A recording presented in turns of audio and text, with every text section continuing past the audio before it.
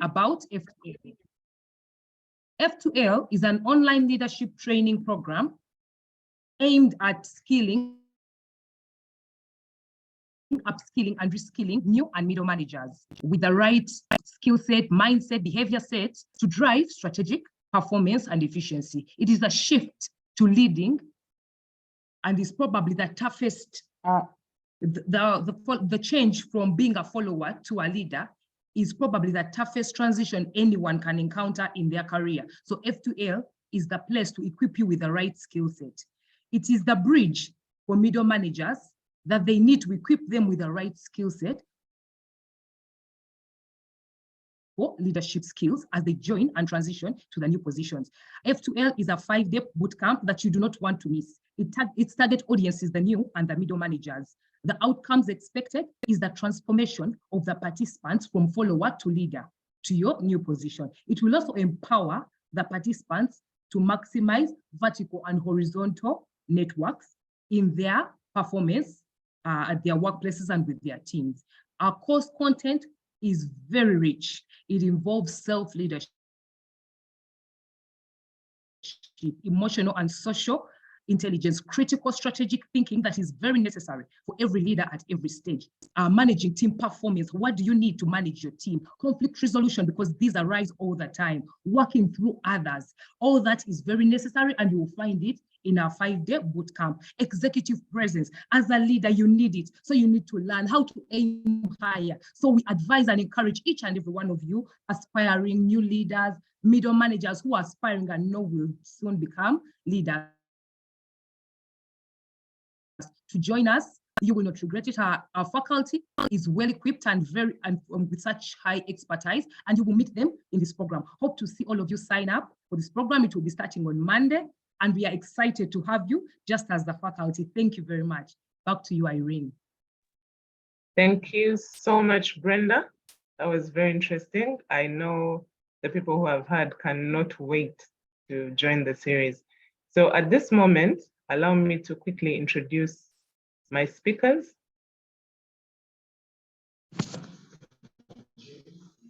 Let me introduce the faculty shortly. Just give me 1 minute. All right, so our first speaker of the day is Dr. Stella Kivila.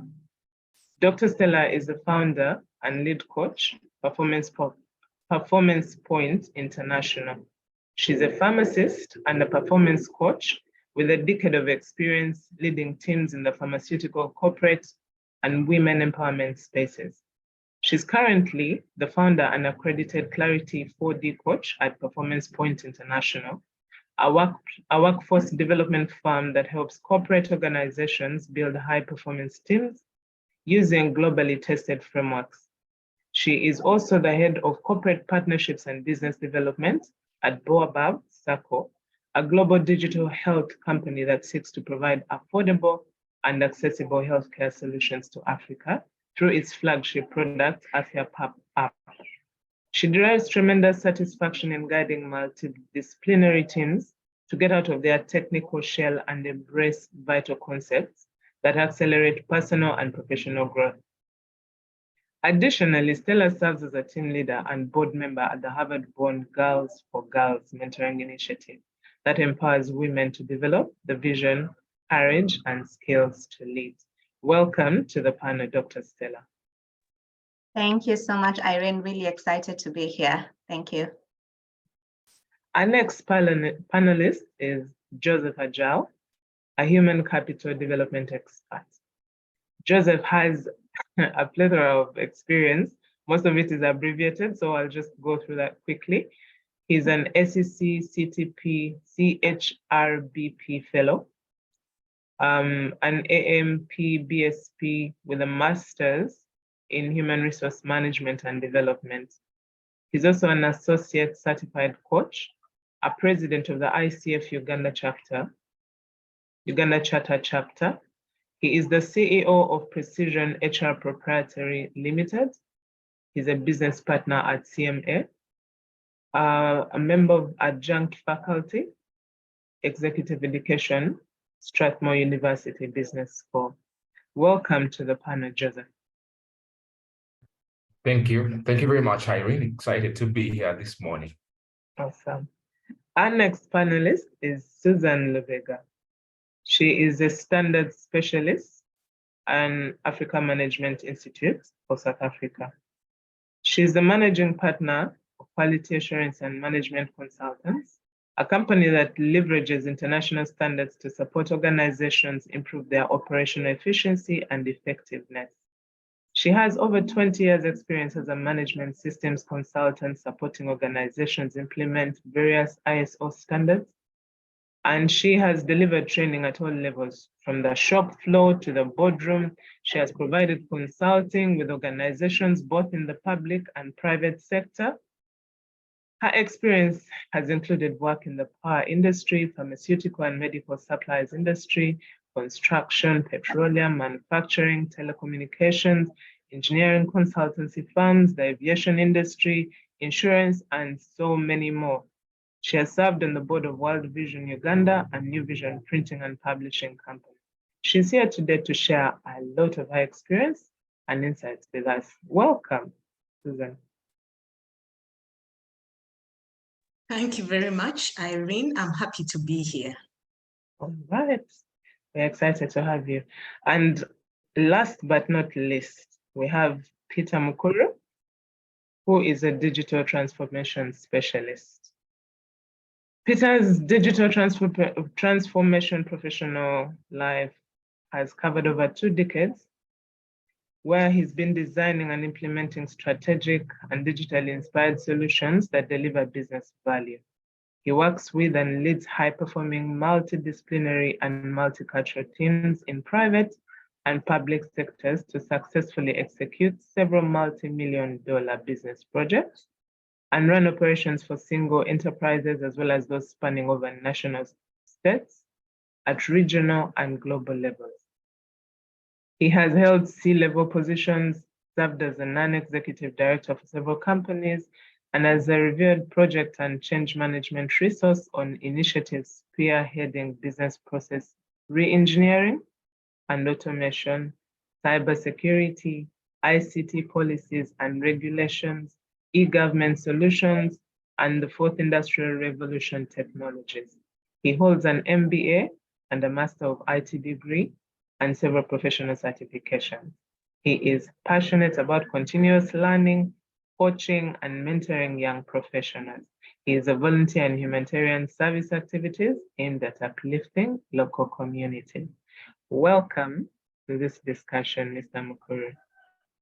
Thank you, Erin, for the kind introduction. Happy to be here to share and also to learn. Thank you very much. All right. Okay, now that we've met the panel, I think it would be prudent that we go right into our discussion. It's a very enriching one. It's very exciting. I see quite a number of people already logged in. That means the interest is up there. And of course, I will start right from the beginning. We are ready for this interview. It's right now, it's a very critical time in the economy. We're seeing rumors, or we've experienced what we are calling the credit crunch again. So jobs are a bit hard to come by in some instances, but there'll be that lucky person who's going to get that job. So I'll start with Mr. Mukuru. We are preparing for this interview. Please guide us through the critical preparations one is supposed to do before an interview.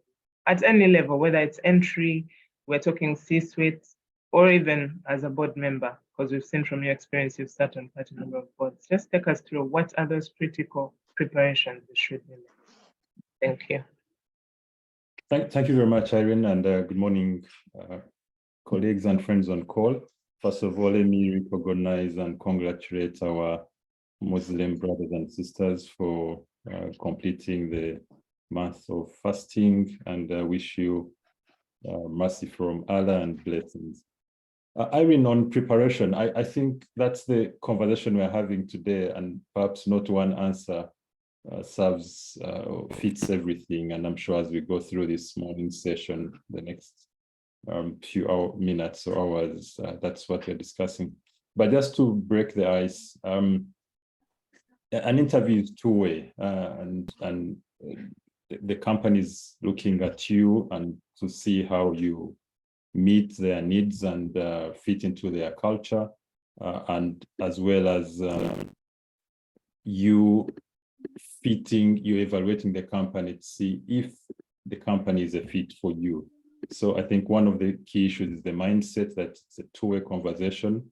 The win is a win on both sides. You want the job, but the company also wants the best candidate. So it's important to look at that, and it influences your preparation. It's also important to note that the conversation about evaluation or what we would call the interview starts way before the meeting, when you're called on Tuesday at 10 a.m. for that discussion, and depending whether it's a multi-stage interview or single interview. The conversation starts early, from the application through that meeting or several meetings and way beyond. So you have to be cautious that you're being looked at, and hopefully, if I would call it a 360. And some companies will even ask the front desk persons, the persons you talk to on phone, how did this person behave? Because they want to understand, if I ask you to call some clients or some of our partners, how would you behave on phone? What was your character, and how did you treat the people who opened the gate for you, and so on and so forth. So it's important to have that in the mindset. But a few specific areas, you own your CV, so important to know what is on your CV or resume, because you might be asked something and you don't want to start blabbering over what you wrote and authored. Look at the job description, because usually it will have clues. It tells you what they're looking for. It will have clues on what is important, and prepare your example storyboard, your path. But usually would recommend having stories about what you've done, where you've succeeded. There's a recommended model called the STAR model: your situation, the situations you've been in, the tasks you've handled, the actions you've taken, the results you've had. It's important to, as we've said, it's a two-way. You need to understand the company. So ask around, do internet research. What is the company doing? What's their performance? What seems to be their challenge or their contribution in the market? What's their culture? Because as we'll discuss, you'll notice that people join, or sometimes people leave because of culture issues, not because of pay and so on. So what's the culture? What's the industry that the company is in, and the sector, and understanding the trends they are in, because they also want to feel that you understand the global perspective or the environment in which the company operates. It's also good to think about your communication, and as you prepare also sometimes they'll tell you, come on Wednesday at 2 p.m. And if it doesn't work for you, you can actually negotiate that time. Some companies are quite flexible to accommodate a change of time. So don't engage and have that conversation. And as I conclude on this, and as I've mentioned, that I don't think you can ever prepare enough, but it's important to know that you never have a second chance to make a first impression. As human beings, even before you speak, people are already liking you or starting to note what is not good about you, what is, shady and so on. So prepare, dress appropriately, arrive on time. You don't want to start making excuses on your first interaction. If you're writing your resume, make sure you spell check, grammar check, have, somebody to look at. And even for the interview, sit with somebody before the event and let them, walk through the session with you, and give you some feedback so that you prepare appropriately. I think it doesn't matter whether you're at entry level or middle level, going into senior level, going higher into, C level and even board level. Preparation is important. Understanding the company and the environment is critical, and bringing your A game to the table is critical. And understand that it's a 360. You're evaluating, they're also evaluating you. Thank you. Thanks, Aline, and I'm sure we'll continue to hear insights from colleagues here. Thank you.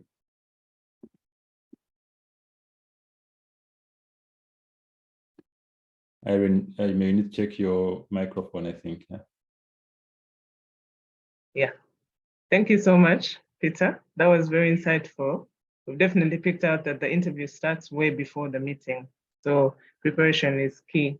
It's important to pick out the trends of the industry you're going to, understand them, understand their culture, look at the sector, and make sure your CV, your resume is aligned to the job description. Make sure you tell your story right. Be confident. It is your resume after all. So if we're asking questions about it, be ready to answer, right? And I think those are very good insights. We'll definitely be picking up more, which would then lead us into our next question, which I think I'd like to address to Joseph. Typical interview questions that we should expect. I mean, we've prepared, we've put on the right clothes, we've got our CV in order.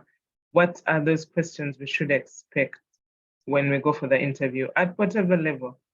And here we're asking you to speak to us about our demeanor. We've talked about the clothes, the executive presence, our body language. We're interested to know if perhaps these are determinants in the selection process or even finding us worthy of the role we're applying for. Joseph?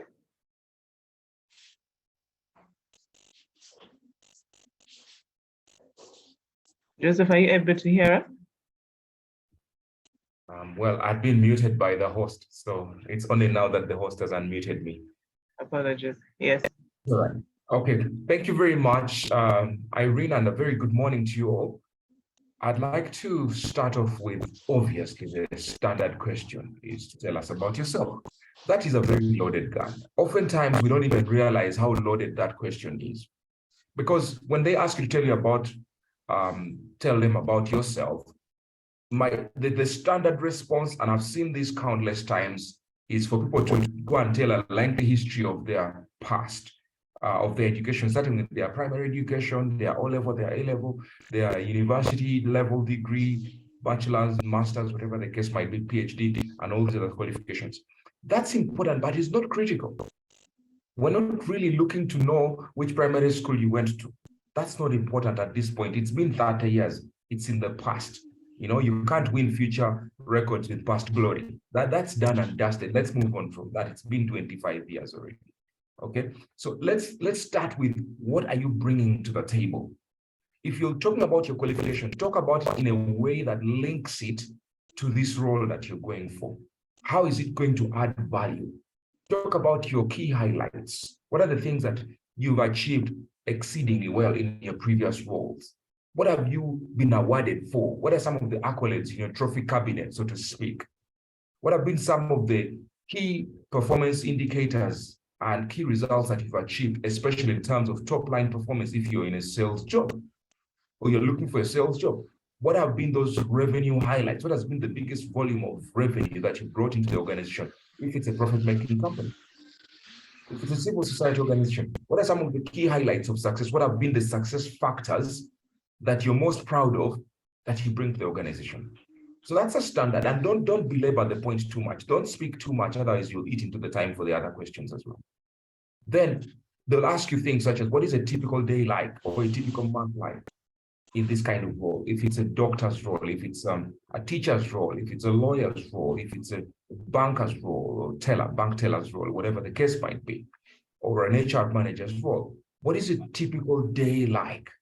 They'll tell you to also ask, they'll ask you to give some of the key highlights or the key features of what success would look like in this particular role. Now, don't confuse these two questions. The first one is your experience. What are you bringing on board? The second one is the technicalities of the job. So this second question, in most cases, is linking up to the job description. So you ought to have read the job description. The third one, they'll ask you about the organization. In no particular order, I'm just giving structured sort of responses that you should expect to give, or the sort of questions that you should expect to be asked. They'll ask you about their organization. What is its culture like? What is its people? What are its people like? What is the vision for this particular organization, its mission, its values, and its top line growth indices? What are some of the things they intend to achieve? What are the sustainable development goals if they're in civil society, or international NGO world? They tend to push for sustainable development goals. If it's a commercial enterprise, they're pushing for top line, bottom line targets. If it's marketing, what are the targets above the line, below the line? and so on and so forth. So you want to be able to understand the industry as intricately as possible.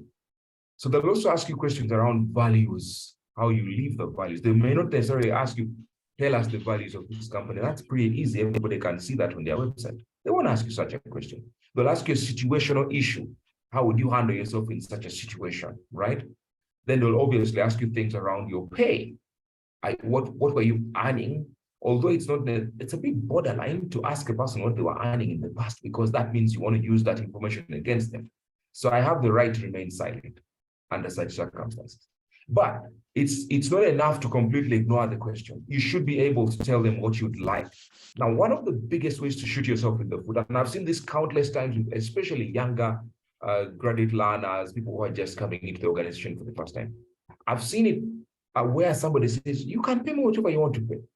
That's a really annoying answer, to put it mildly. Or they say, well, this company has a grading system, a job grading system, or a pay scale system. Whilst that is true, it's none of your business. Your business is to sell yourself. Imagine if you're selling something, you go to the market, and then you tell people who are buying, pay whatever you want to pay. Me, I've brought a basket of tomatoes, you pay me whatever you want to pay. Are you happy with such a response? Would you be willing to walk away with whatever they're willing to pay? I highly doubt it. So why don't we use the same thing for ourselves? And finally, they'll ask you your notice period. How quickly can you turn around this thing called this job search that you're working on? If, for example, the job is vacant and the person who left has been gone for a couple of months and the urgency is high, the need is great, how quickly are you able to join us? Should you be the best candidate, all right? And then they'll also obviously ask you things around, are you comfortable with us checking your background with your past employers or in other ways possible? The best way to answer this question is yes. Because if you say, you start to raise doubts in the minds of your interviewers, in the minds of your potential employers, to wonder, why are you so cagey about us checking your background? What is it in your background that you're hiding that you wouldn't like us to uncover? So let's be brutally honest with them. Let's be upfront about the fact that they could check their background. And without necessarily exhausting it, I've just given a few salient features of what some of the standard questions or structured interviews might look like. Over to you, Irene. Wow, thank you so much, Joseph. Clearly, this is a new one for most of us. Even me, I've picked up a few tips. When they ask me to tell them about myself, they're not asking about my educational background. This is my point to shine. This is the part where I show them what an asset I am and what achievements I've had in my career without really being a braggart.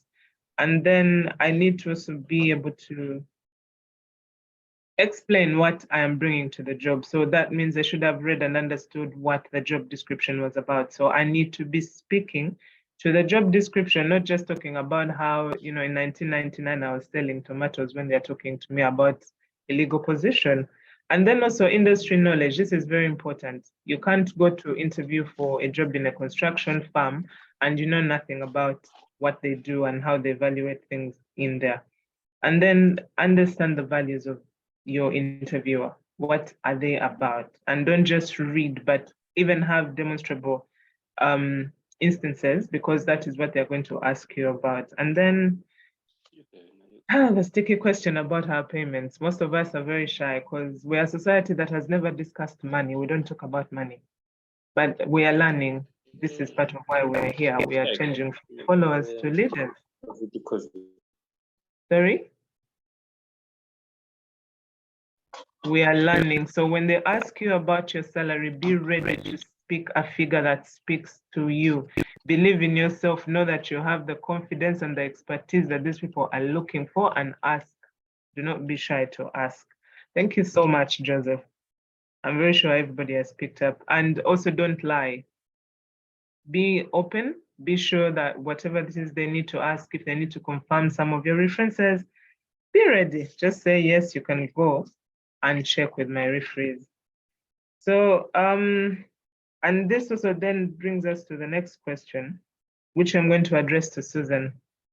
I know you have really interviewed very many board members. I mean, we've had your CV.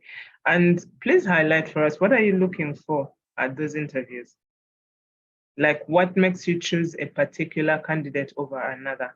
Things that stand out, a follow-up to what Joseph has told us, but now from the interviewer's perspective. Thank you very much for that question. Good morning to you all. Happy Eid to all our brothers and sisters in the Muslim community. Now, at the board level, you need to appreciate that by the time you are invited to that interview, you are not the only one that is being considered. They have maybe 3 or 4 candidates, and yet you might find they have only one position that they want to fill. So the starting point, or from the point of view of the interviewer, the question is whether you are the right fit for the role, because at this time, it has already been established that the 4 people who are running, who are the front runners for the positions, already have the skills, they already have the experience. So the fundamental question is, would you be the right fit for the board? And in establishing that, usually the board is looking to see whether you have a good understanding of the industry, where it is going, because remember, at the board level, you're providing oversight, and you cannot provide oversight over something you do not know, you do not understand, or you do not appreciate, because most of the time management is coming to you to give guidance. So to the interviewer, it is important to understand the industry and where it is going.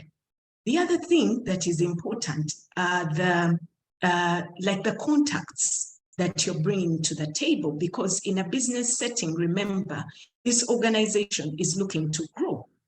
Even if it is the public sector, they're looking to make inroads with working with different government agencies. So those kinds of contacts that during the course of your career, you have been able to build up become very, very important at the board level. The other thing is your alignment of interests, your interests as an individual with those that the organization is trying to pursue. Because for the longest period of time, you're going to be the one giving direction. You, together with the team members, giving direction to the organization. So that one is also very important. The other one is your availability. Usually board meetings happen on a quarterly basis. But even before that, leading up to the board meeting, there are board papers to review coming from either the committees, board minutes to look through. And so that by the time you're going to the board meeting, you're ready to engage with this discussion. So at the time of the interview, depending, we have a way of introducing ourselves and talking about the 10 different things we are doing. And the interviewer is listening and saying, if we add you to the board, will you actually have time for you to engage with the papers? Because you're coming from the point of view where you're thinking to yourself, I need to talk about this, I need to talk about that. But somebody on the other end is sitting back and saying, if you're already doing 10 different things, chances are you're not going to have the time to give this role the time it requires. So this is something you need to be cautious about, so that you identify those things that you think are very important for you to talk about, as opposed to giving the whole list of things that you're trying to do. The last bit I want to talk about is previous board experience. Usually they ask for this, or they want to see you provide evidence of previous board experience. And that is because at the board level, like I've mentioned, you're providing oversight, and you are usually presented with different issues, restructuring of an organization, a merger and acquisition, those kinds of things. So your previous board experience would be able to demonstrate that probably when you were sitting on these other boards, you had similar situations, and therefore you would be able to bring that knowledge, that experience, that expertise to the organization. So in a nutshell, those are some of the things I think would be important, and understanding the industry, ensuring that you know where it is going, your alignment with interests of the organization, the availability to attend, as well as your previous board experience. Thank you very much. Thank you so much, Susan. That was very succinct, but very enlightening, and I've picked up quite a bit. First, make sure you're the right fit for the board, so be aligned.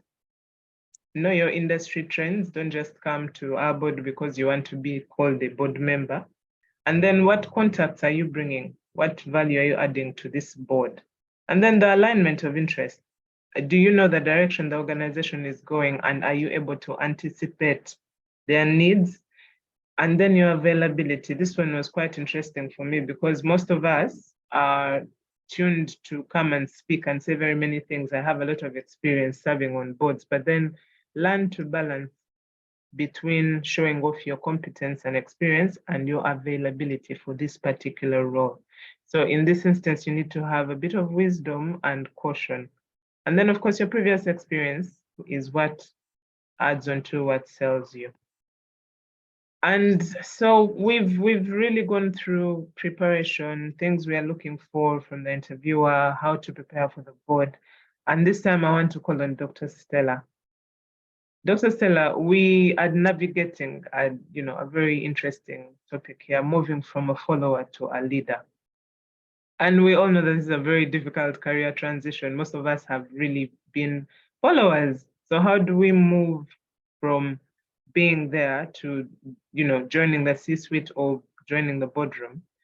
And I'd like you to give us some advice. What advice would you give to any of our listeners or the people on the call who is preparing to up level from an officer position to a managerial position, or to a higher level, someone transitioning from a manager to say a head of department? Thank you. Thank you so much, Irene. Good morning to everybody. If you're logging in from Uganda, if you're logging in from any part of the world, good morning, good afternoon, good evening. I hope you're having an amazing day, and happy Eid to all our Muslim brothers and sisters. Very, very interesting. So let's have a conversation. Irene, that's a very interesting, just took me back to my first managerial position, and whoa, I don't think I was prepared. So I want us to just do something in the chat room. So on a level of between 1 to 5, how ready are you for your next level, by the way? On a scale of 1 to 5, just type in the chat room. This is where I know people are eating, or whether they are cooking or they're in bed. Will make you work a bit, isn't it? Yeah, on a level of 1 to 5. Thank you, Eunice. Thank you, Ramona, Sarah. Thank you. People are awake. It's a weekend.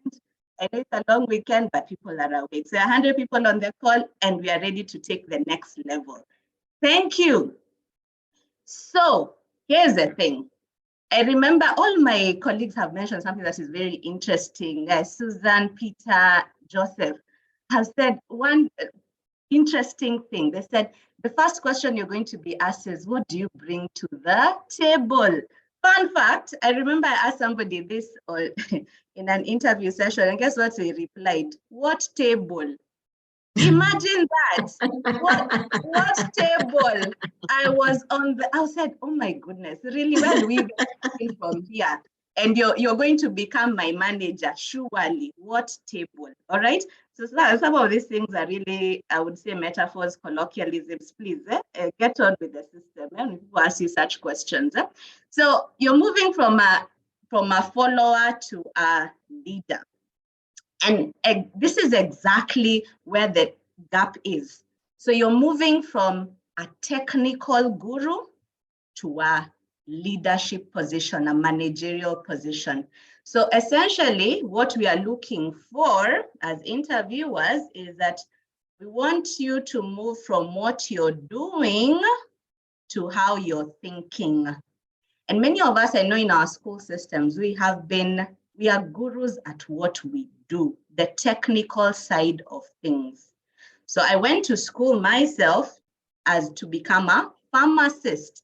So I am a drug dealer by profession. Okay, I'm a drug expert before you take me to the cops. I'm a drug expert by profession. So I know everything around drugs. I know everything around treatment. I can be able to know when you come to me and you tell me, oh, my head is aching, whatnot, I can diagnose you. I can give you a treatment plan. I can give you a prescription. I'll tell you what drugs to combine to solve this problem. Now you're in a different industry. You're an engineer, you're an accountant. You have essentially been doing things.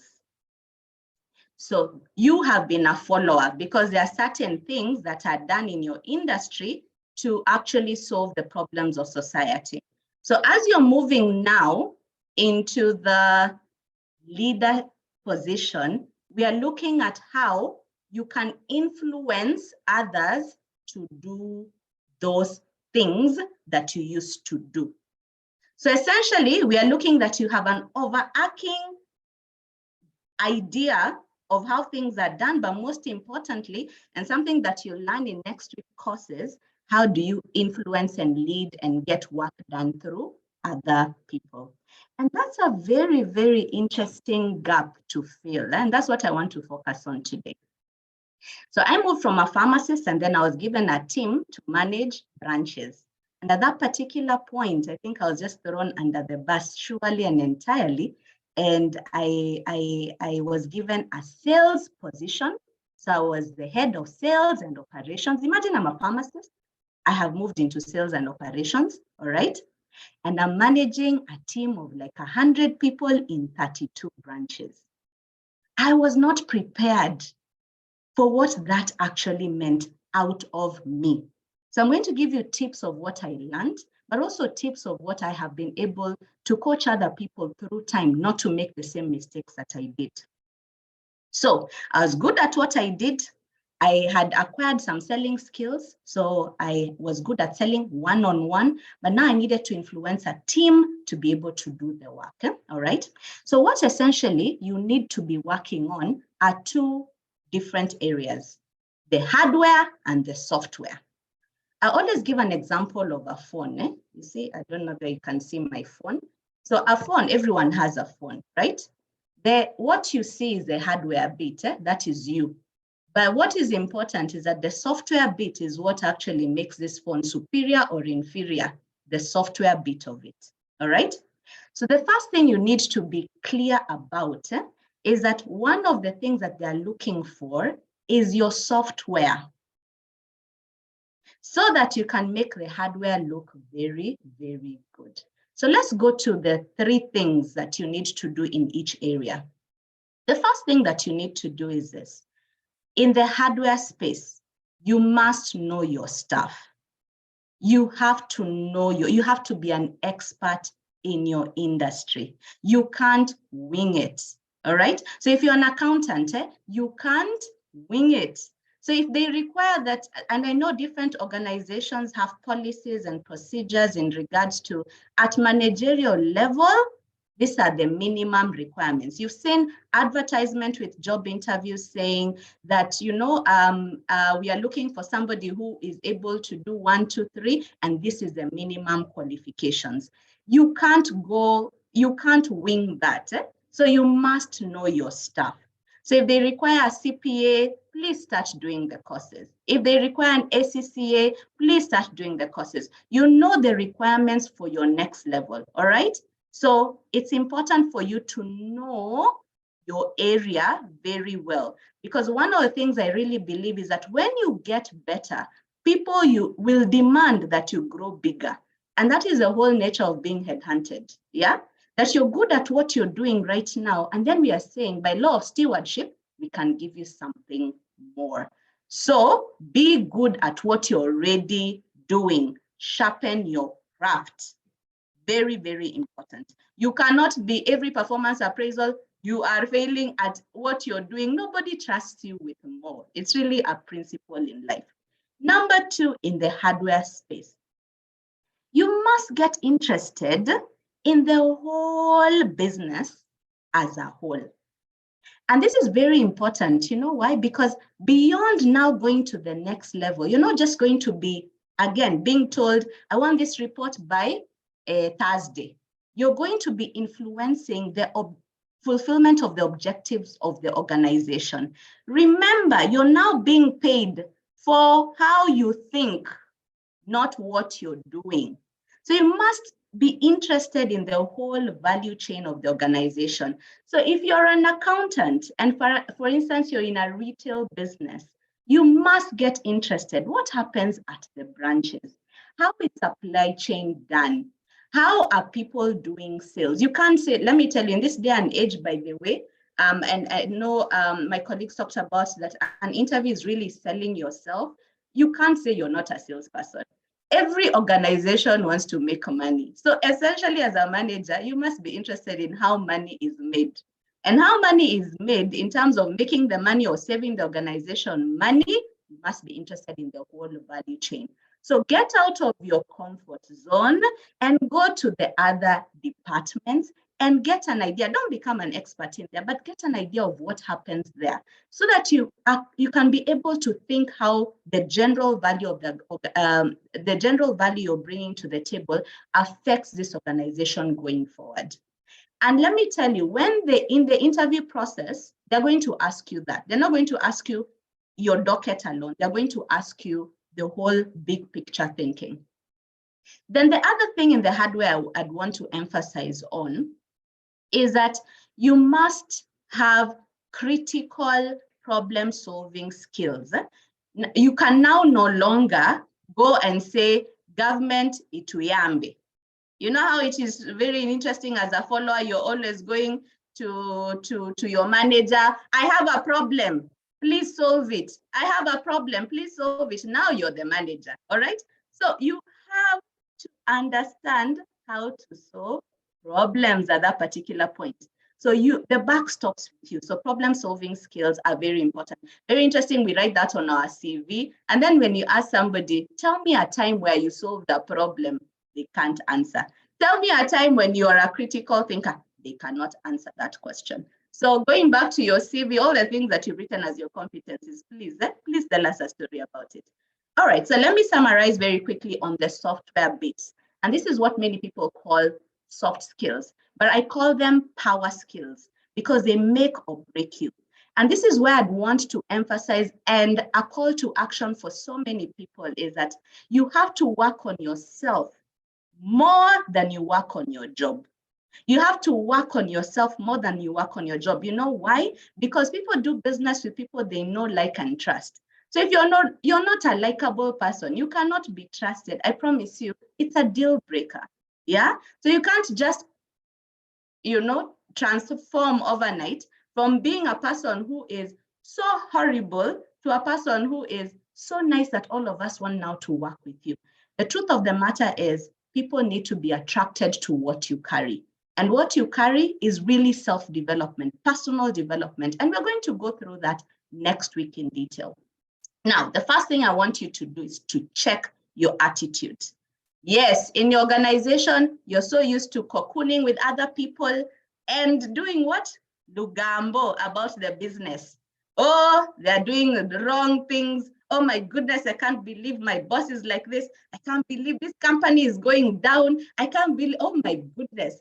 As a manager, you're the manager. You're the one who people are talking about. So your attitude has to be a positive attitude of that we can win this thing. Because when you're hired as a manager, you're hired from a perspective of you need to position this business to have a competitive edge in the market. So you have to be the brand ambassador of the business. So imagine people asking you about your company. You're like, Vanange Vafu. This business, yeah. My goodness, these people are going down. They can, so why are we hiring you? To kill our business further? So your attitude has to come from a perspective of, I love this business. I am willing to take this business to the next level. Your attitude is so important as a manager. Number 2, you must be a role model. John Maxwell said that if you're working and you're actually you're leading and nobody is following you, you're just taking a walk. So ask yourself, so far in your life, surely, who have you influenced to follow you? Because now you said you're moving from follower to leader, right? So question is, are your children even following you? Do your children even like you? Do your family members think that you're an awesome person? Do your colleagues feel that, you know what, you know this person, I don't know where they're going, but I want to follow them. And that's the whole essence of leadership. It is influence, nothing more, nothing less. So ask yourself those questions that, am I a role model to anybody, quite honestly? Because as I told you, people are attracted to who you are. And so you have to work on yourself more than you work on your job. So start asking yourself those critical questions. And there's so many courses, and we're going to teach you how to do that next week. Role model, self-leadership. I don't know where Stella is going, but I want to follow that chick. I want to go with her wherever she's going to go. Lastly, you must work on your brand. Your name is so important. Let me give you an example. Many organizations, and you have seen it here today in LBA, what did Brenda do at the beginning? She showed you the people who work at LBA. Because the organization is an amorphous thing, it's a structured thing, but it is made by the people within.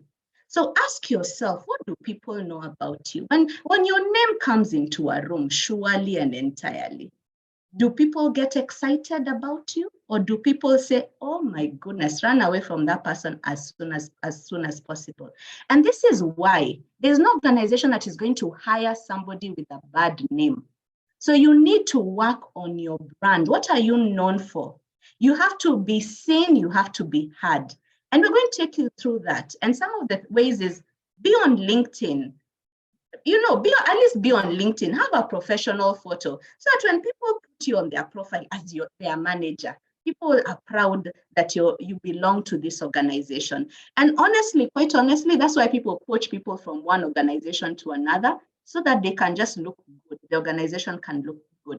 So start asking yourself those critical questions.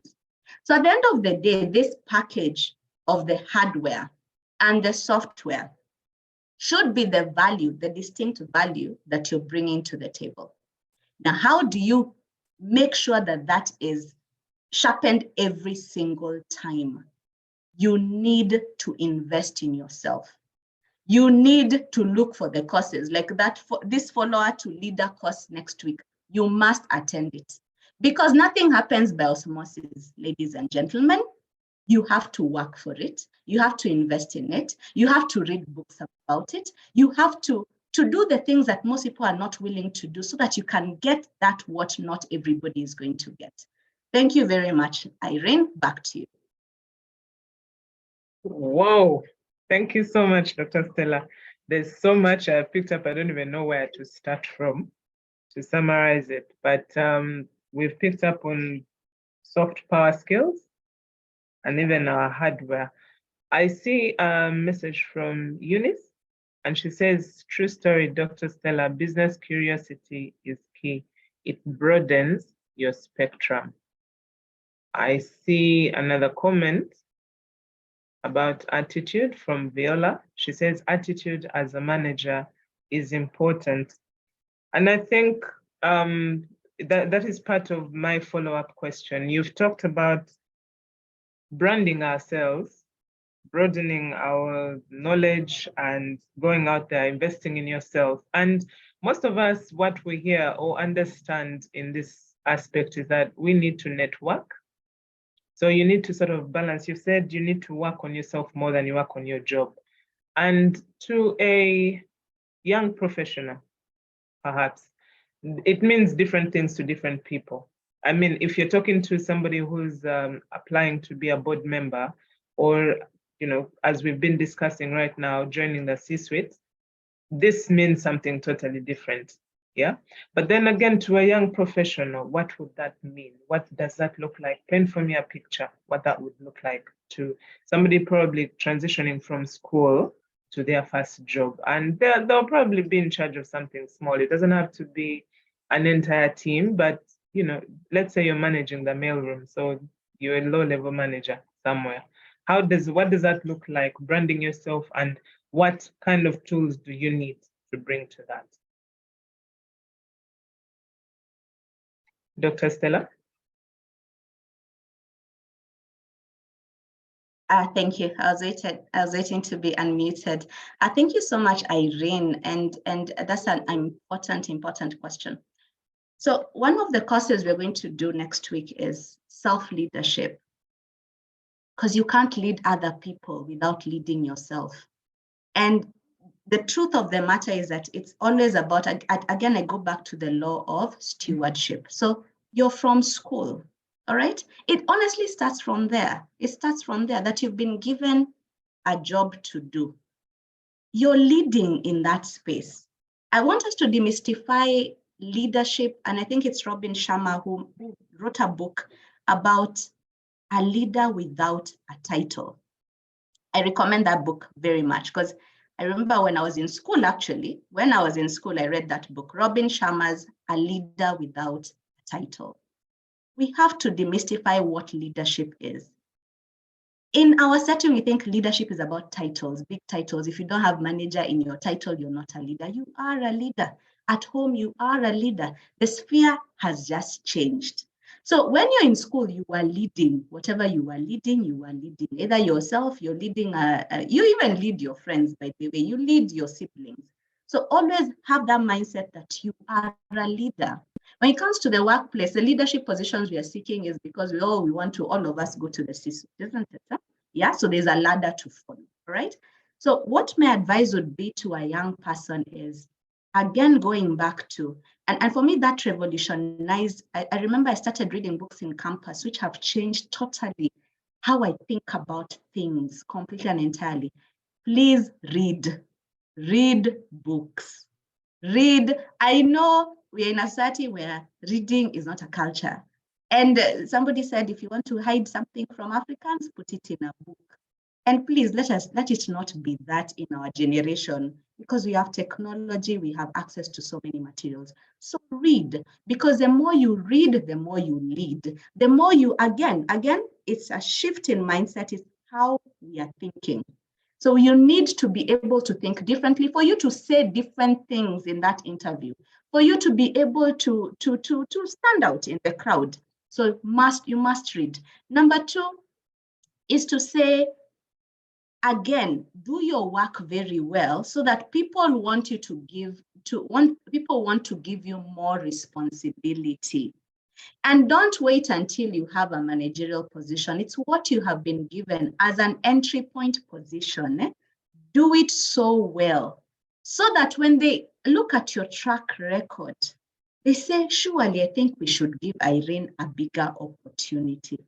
So the question is, how well are you doing your work? And then lastly, your relationships. Most of us, when we go into a place, we now cause havoc in organizations. You must be known as a peacekeeper. You must have good relationships with people around you. And I've seen very many intelligent people not working on how they relate with one another. But because when you come to work, it's a vacuum. And many times people advocate for you. There are many times that my name has appeared in rooms I will never be. So the question is, in a room that you're not in, have you formed relationships? And I think that's what my colleagues were talking about, the networks. Within that entry point, that you've come into this entry point position, you are working with people, and what they know about you are good things. Because I promise you, just like what Joseph mentioned, people will do a background check and they will check your character. How well do you work with other people? So for me, Irene, I think those are the three things that I would say. As an entry point position, please read to work on yourself. Please do your work very well. please nurture the relationships of the people that you're working with, because that's what is required for you to move out of that level to another level. And that will be in the next week's sessions in details. Thank you. Thank you so much, Stella, Dr. Stella. I'm seeing in the chat room, Tim is saying being an influencer is not easy. We live among different people, but it can be done with putting effort. And I think that's what Dr. Stella has been laboring to explain for the last time. John says, thanks for the presentation.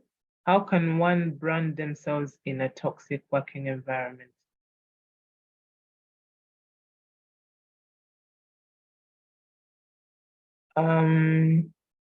I think quickly, Dr. Stella, just answer this and then we will move to the next segment. Quickly, very quickly. Okay. How can one brand themselves in a toxic working environment? Thank you. Thank you so much for that question, John.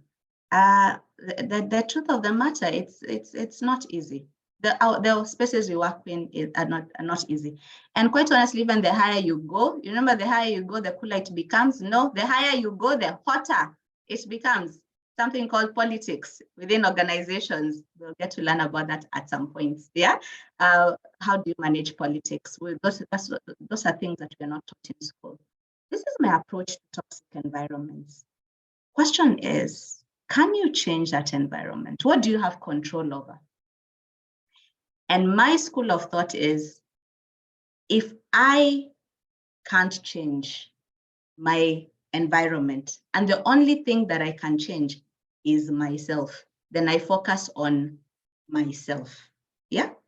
And many times I know it's not easy, and it's not easy to turn a blind eye to it, quite honestly, because these things affect. The times I know I've worked in places where, oh my goodness, even fear going to work in the morning, because you're like, it's like we are fighting the whole entire day. Yeah, it's like wearing armor, literally, to go and fight. And you're like, oh my goodness. So the first thing is focus on yourself. I know the more you focus on yourself, the attitude, the everything, what happens is that you rise above that toxic environment, because now you become a better person than where you are. And if that place doesn't change, I would really recommend, I say life is too short, quite honestly, to actually stay in an environment that is killing you. But number one, when you focus on yourself, you start realizing, and especially politics, I've always seen that sometimes when people see that this thing is not getting to you, they stop doing what they've been doing.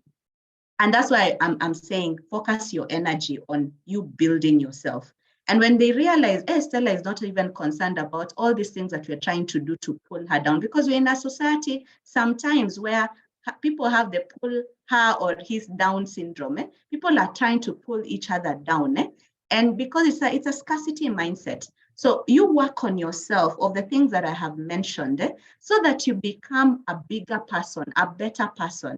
And sometimes when these people, because toxic environments are caused by people, they see it's not affecting you in the way that they want it to affect you, then they just stop doing it. And sometimes they actually change to, again, role model to follow you. I have seen that happening.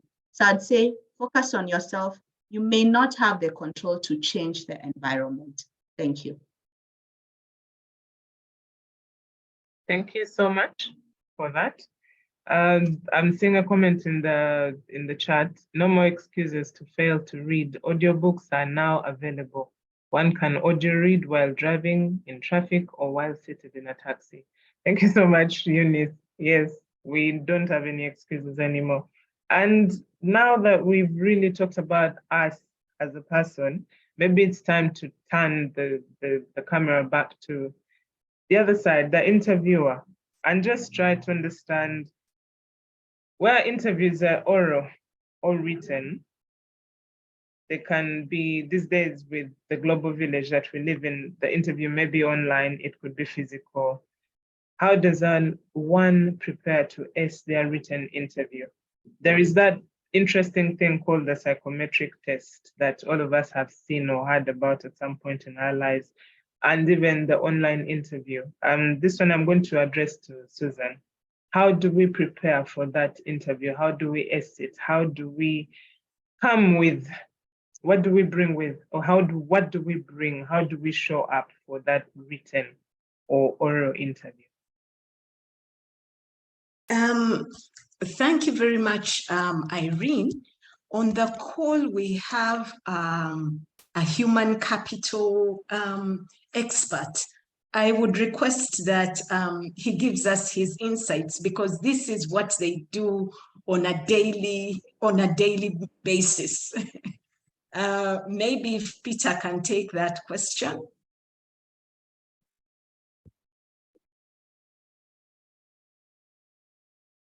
Susan, I thought you meant Joseph, but I will. Sorry.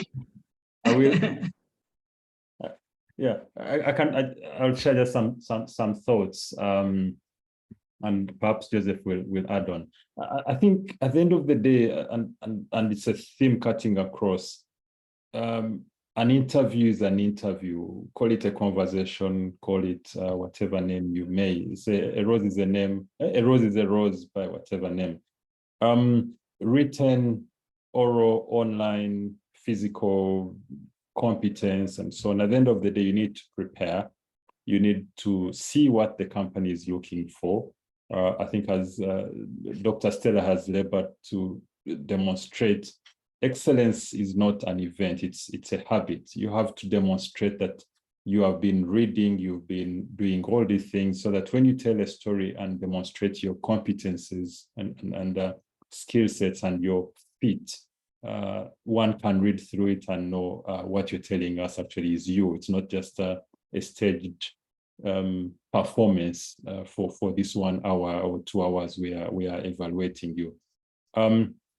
For online, which because of COVID has become more prevalent, but has always been there, and some of the international roles and other interviewers have used this before. It's not a new thing per se. It's also good to prepare your environment. You don't want to be being interviewed and then there's a truck passing by, playing loud music. There is chicken in the background. There are kids running all over. Prepare your environment so that you minimize interruptions, you minimize noise, background noise, and so on. Your lighting, you don't want to turn your camera on and nobody can see you and it's all dark. Your sound equipment, your internet connection, you don't want to be in the middle of an interview and you run out of bundles and all those things. So for that 1 hour, for those 2 hours, for those 30 minutes, invest in a good environment. Clutter at the back of your room, your wall that is behind you. If you don't have a laptop, borrow one. I mean, just prepare and come ready for that. If it's physical, I think the same rules apply. Show up, be ready, so that you can demonstrate that you're the right person. But please also be prepared, I think, something that we've not mentioned, to ask questions, to engage, not just to be on the bouncing board, so that one can see that you're also interested in us. You're seeking to learn, to understand, to clarify some biases or thoughts that you've had. Perhaps Joseph can comment on psychometric or any other insights that you may wish to add, but those are just some thoughts off head. Thank you. Joseph, some insights for us? Online interviews, physical interviews, psychometric tests, common words in the interview space. Joseph?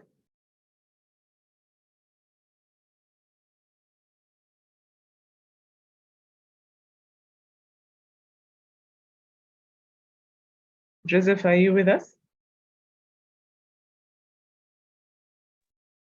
Yes, now I am.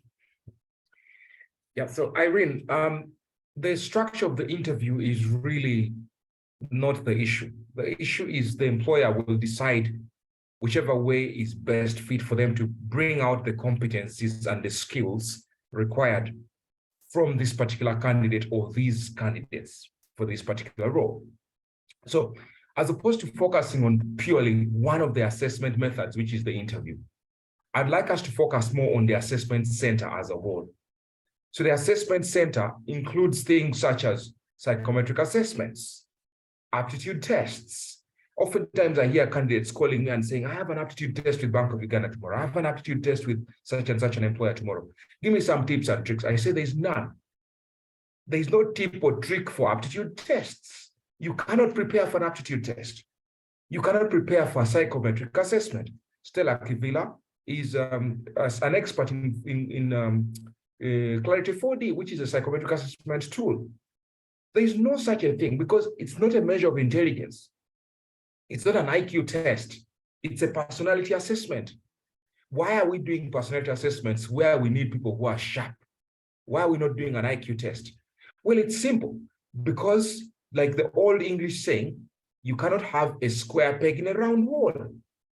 If you're looking for a personality X to do a job Y, you're not going to find personality B to do the same job Y. Why?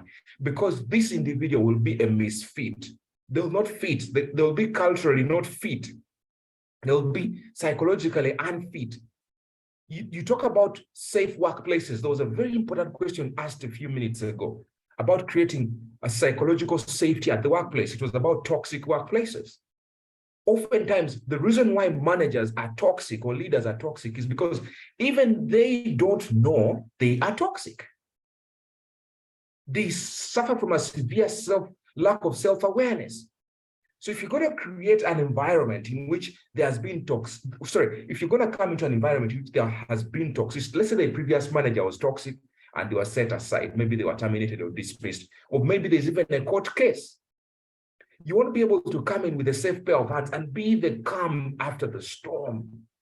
So they're looking for a personality that is calm, that has emotional intelligence of the highest order. So it's not necessarily true that if they score 79% in the interview, that they're the best candidate for this job. No.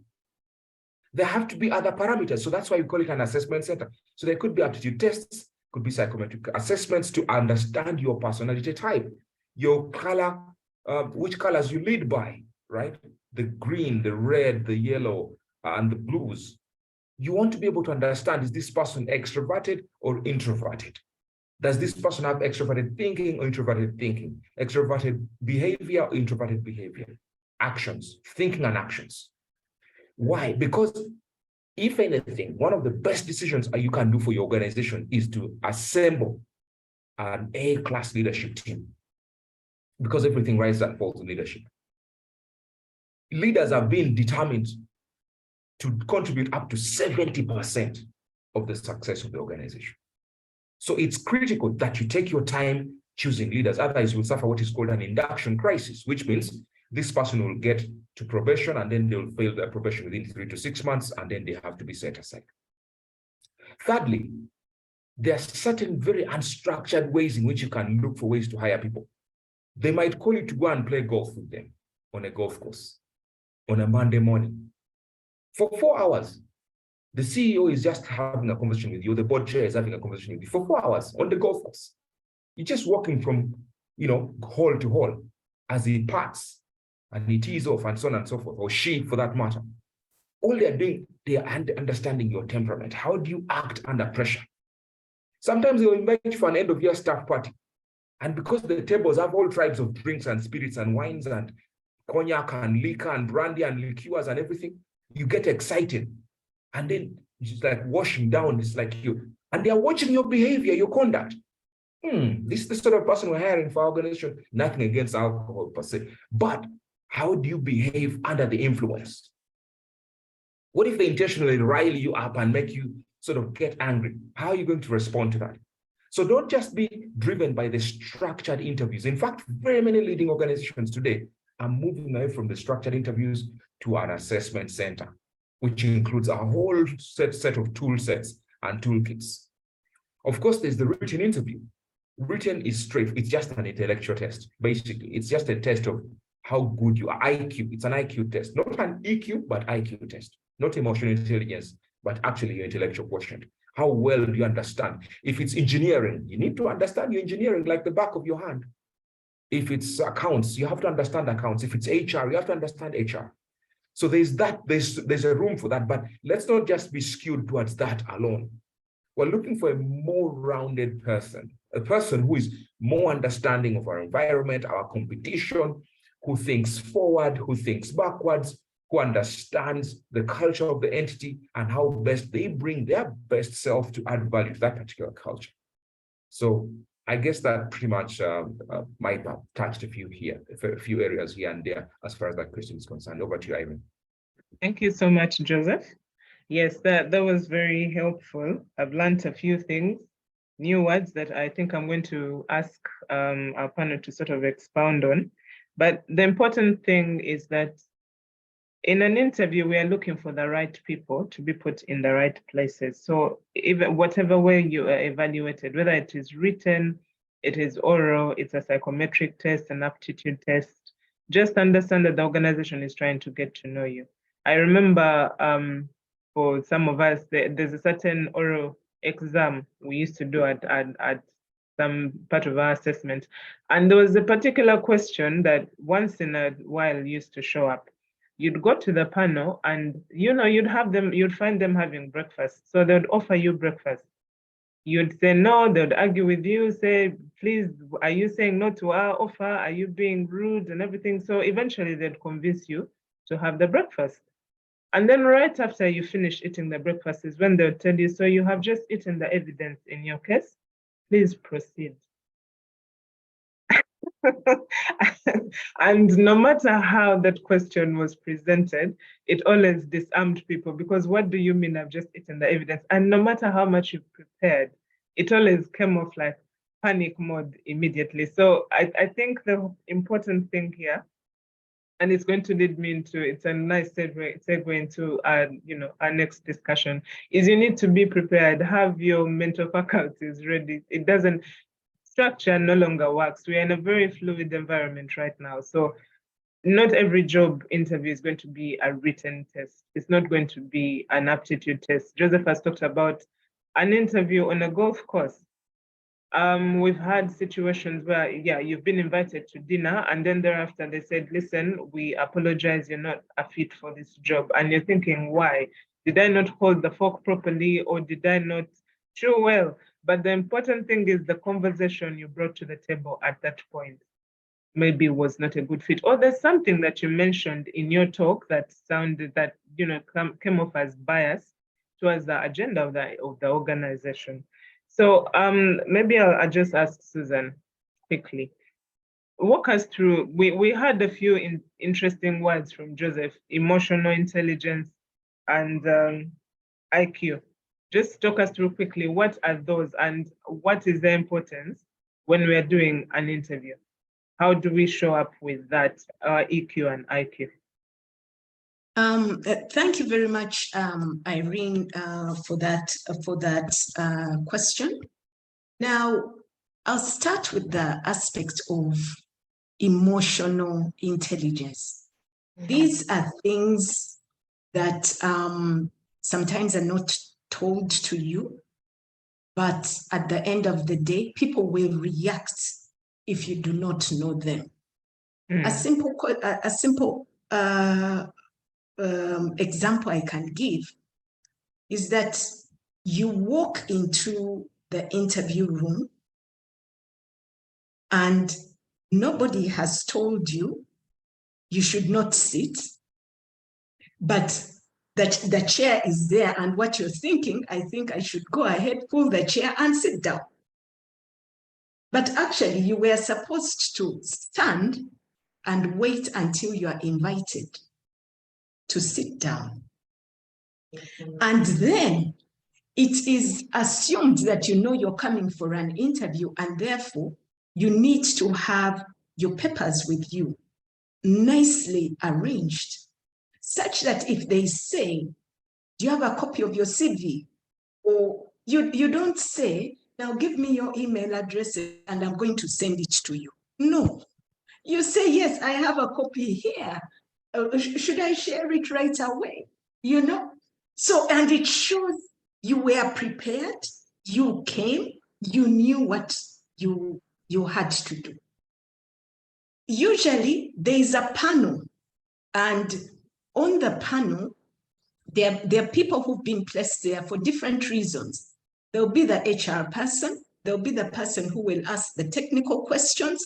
There'll be the person who will be observing other issues, and they are all on the panel. Emotional intelligence demands that you should know that as you're talking to each of these people, you speak to all of them. And how do you do it? With your eyes, you look at them as you're giving the response. Now, that eye contact is important. It shows authenticity. It shows confidence.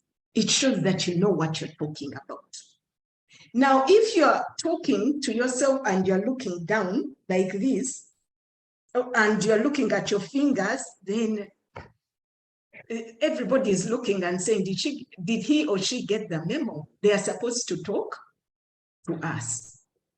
And usually you will find that sometimes it is the same question that is asked in different ways.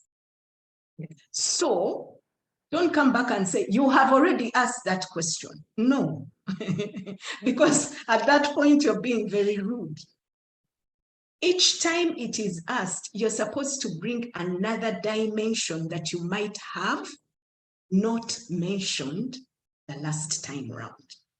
So it is not a mistake because all of them are there and they are listening to each other. So you cannot immediately assume that they are making a mistake because they are asking the same question in different ways. It just means you haven't answered the question the way they want, and therefore they are asking it again to help you. Because sometimes you think they are daft. No, they are not. They're just helping you. And you need, emotional intelligence demands that you pick up on those things. And that at the back of your mind, you get the message that by the time they're asking it in different ways, it means that probably I've not answered it correctly. And they are giving me this opportunity to come back, to kind of salvage myself and bounce back. That is the emotional intelligence. And emotional intelligence requires that you read the body language in the room, because if you're doing a good job, there is positive body language. You'll see people nodding their heads. You will see them sometimes smiling, and it is a conversation.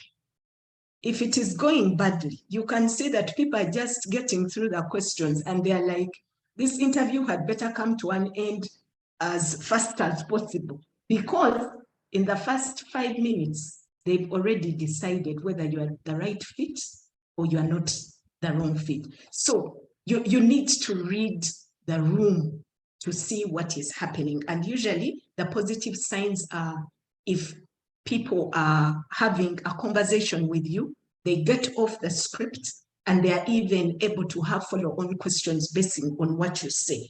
Then you know that I think I'm doing something well, but again, don't become too confident. If usually people have already decided that we need to end the interview, they will usually just run through the questions.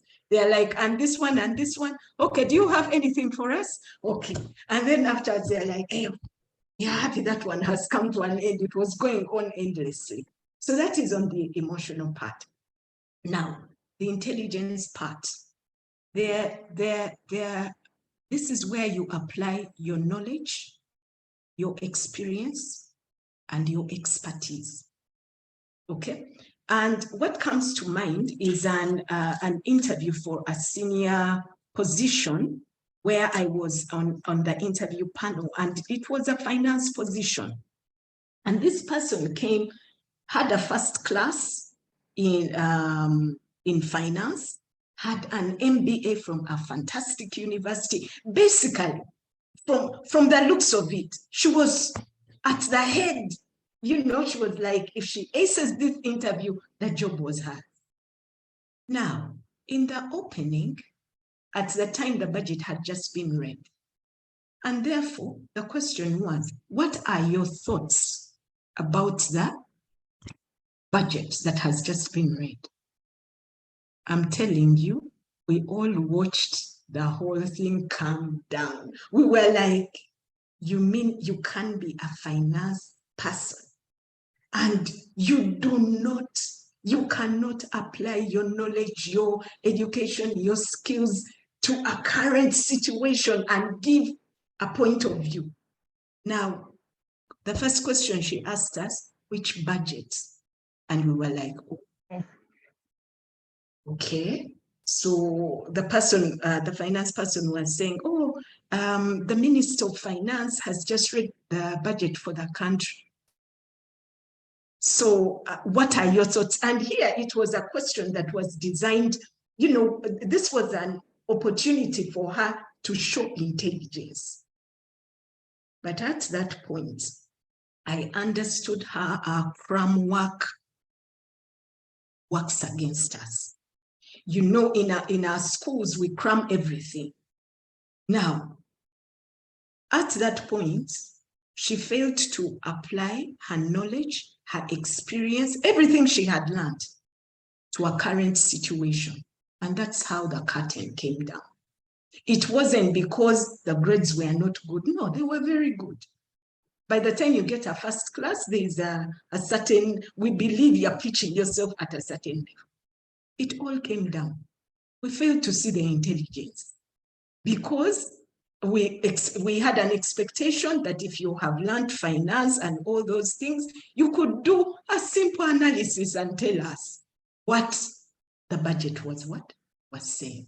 So, yes, to test intelligence, they will require you to apply your knowledge and skills to a situation going on and basing on the quality of that conversation. Somebody can see that, okay, is this person pitched in such a way that at the strategic level, they can think through some of these issues, understand how they are going to impact the organization, and probably even come up with a strategy on how to navigate that situation. So if you fail to apply your skills to what is going on around you, then the natural conclusion is that you don't have the intelligence. You've crammed all the information, but you're not able to apply the information. So that is what I can say about the emotional and then the intelligence quotient. Thank you so much, Susan. Yeah, from today's learning, what I've picked up is really the interview is not so much about the interviewer as about me. It's a moment for me to demonstrate what I know in a way that is helpful and meaningful to my interviewer. And I think that then leads me to one of my final questions. And I see it's something in the chat room as well, which will sort of mix it up together. Somebody's asking, is it bad not to have questions after an interview? And for me, how I want to phrase this to Joseph is common pitfalls and mistakes that we make in the interview at whatever level that may not necessarily be what Susan has talked about. Other things, like for example, we've all been told we must have questions after the interview. It's good manners or not. What happens if I don't have? Is that a mistake? Is it a pitfall? Must I ask questions? And if I have to have questions, what kind of questions so that I don't, fall in my own trap of wisdom at the end of it all? That's a great one. Irene and whoever asked that question in the chat, it's not cast in stone that you have to have a question at the end of the interview. I mean, use your own judgment. If the interview has been going on for an hour and a half, chances are it's just a polite way of saying the interview is over.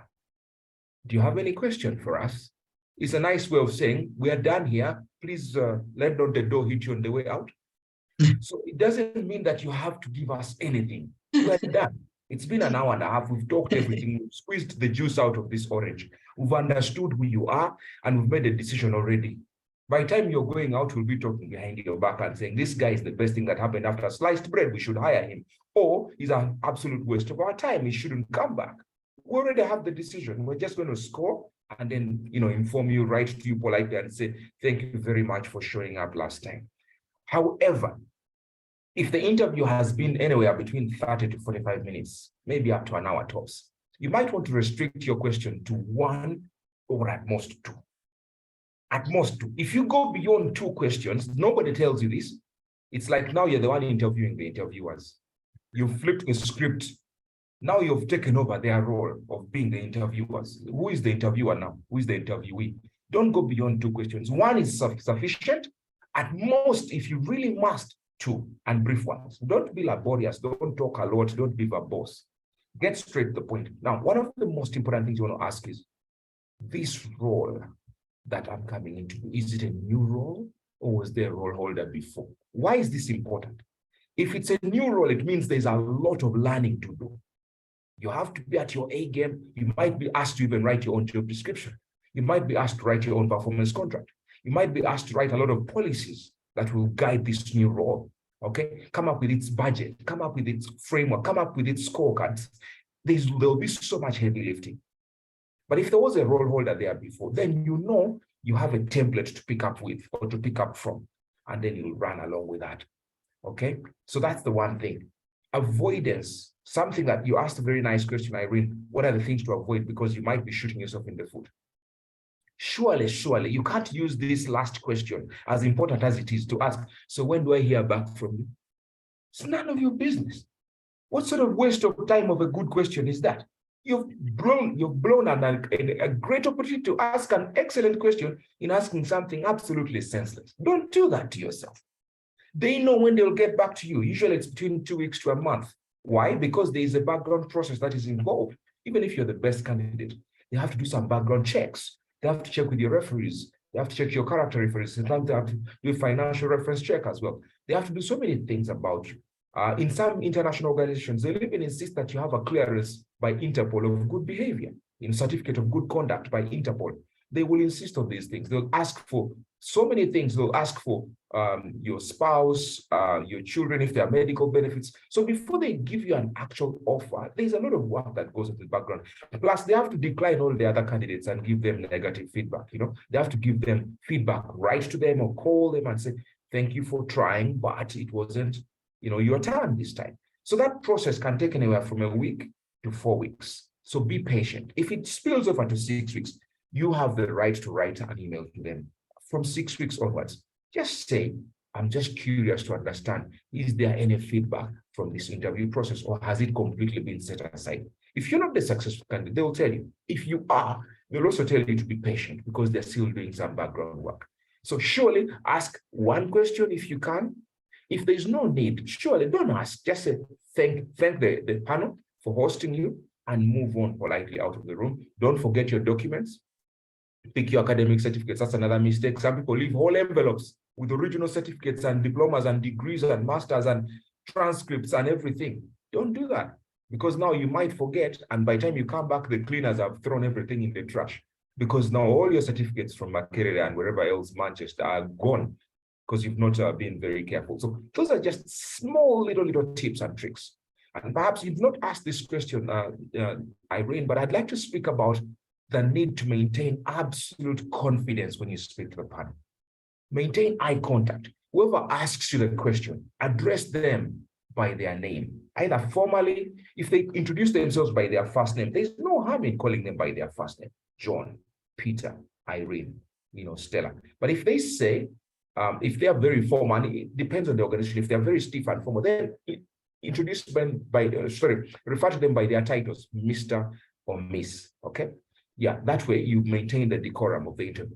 So maintain eye contact, speak well, pronounce yourself well, speak with a loud voice, don't be soft and whisper. There's no microphone in interviews. I've never seen an interview where they give a microphone, testing 1, 2 microphone. No, there's no microphone. You have to speak from your diaphragm. Raise your voice, enunciate your words properly, and that way you're able to hopefully succeed and go to the next level.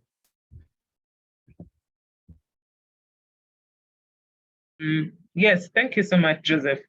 You're very right. Eye contact, posture, it all speaks to you as an individual. And it's part of the evaluation. We talked about it earlier, your body language, how you speak. Some of us are soft-spoken, but at that point, when you're soft-spoken, you're not inspiring confidence. Even I can't be talking to you about figures, and I'm like, Yeah, so I'm I'm whispering. My body language is saying I'm scared and I'm not really confident or sure of what I'm saying.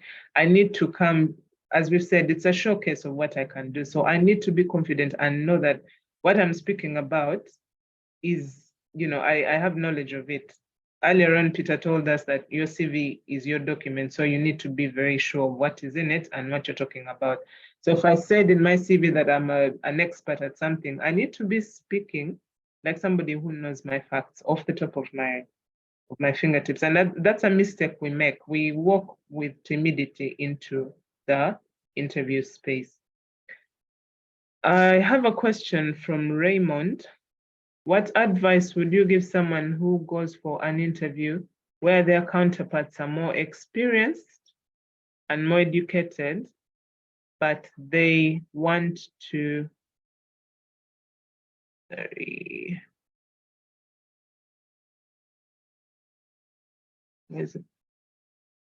sorry, the question seems to have disappeared.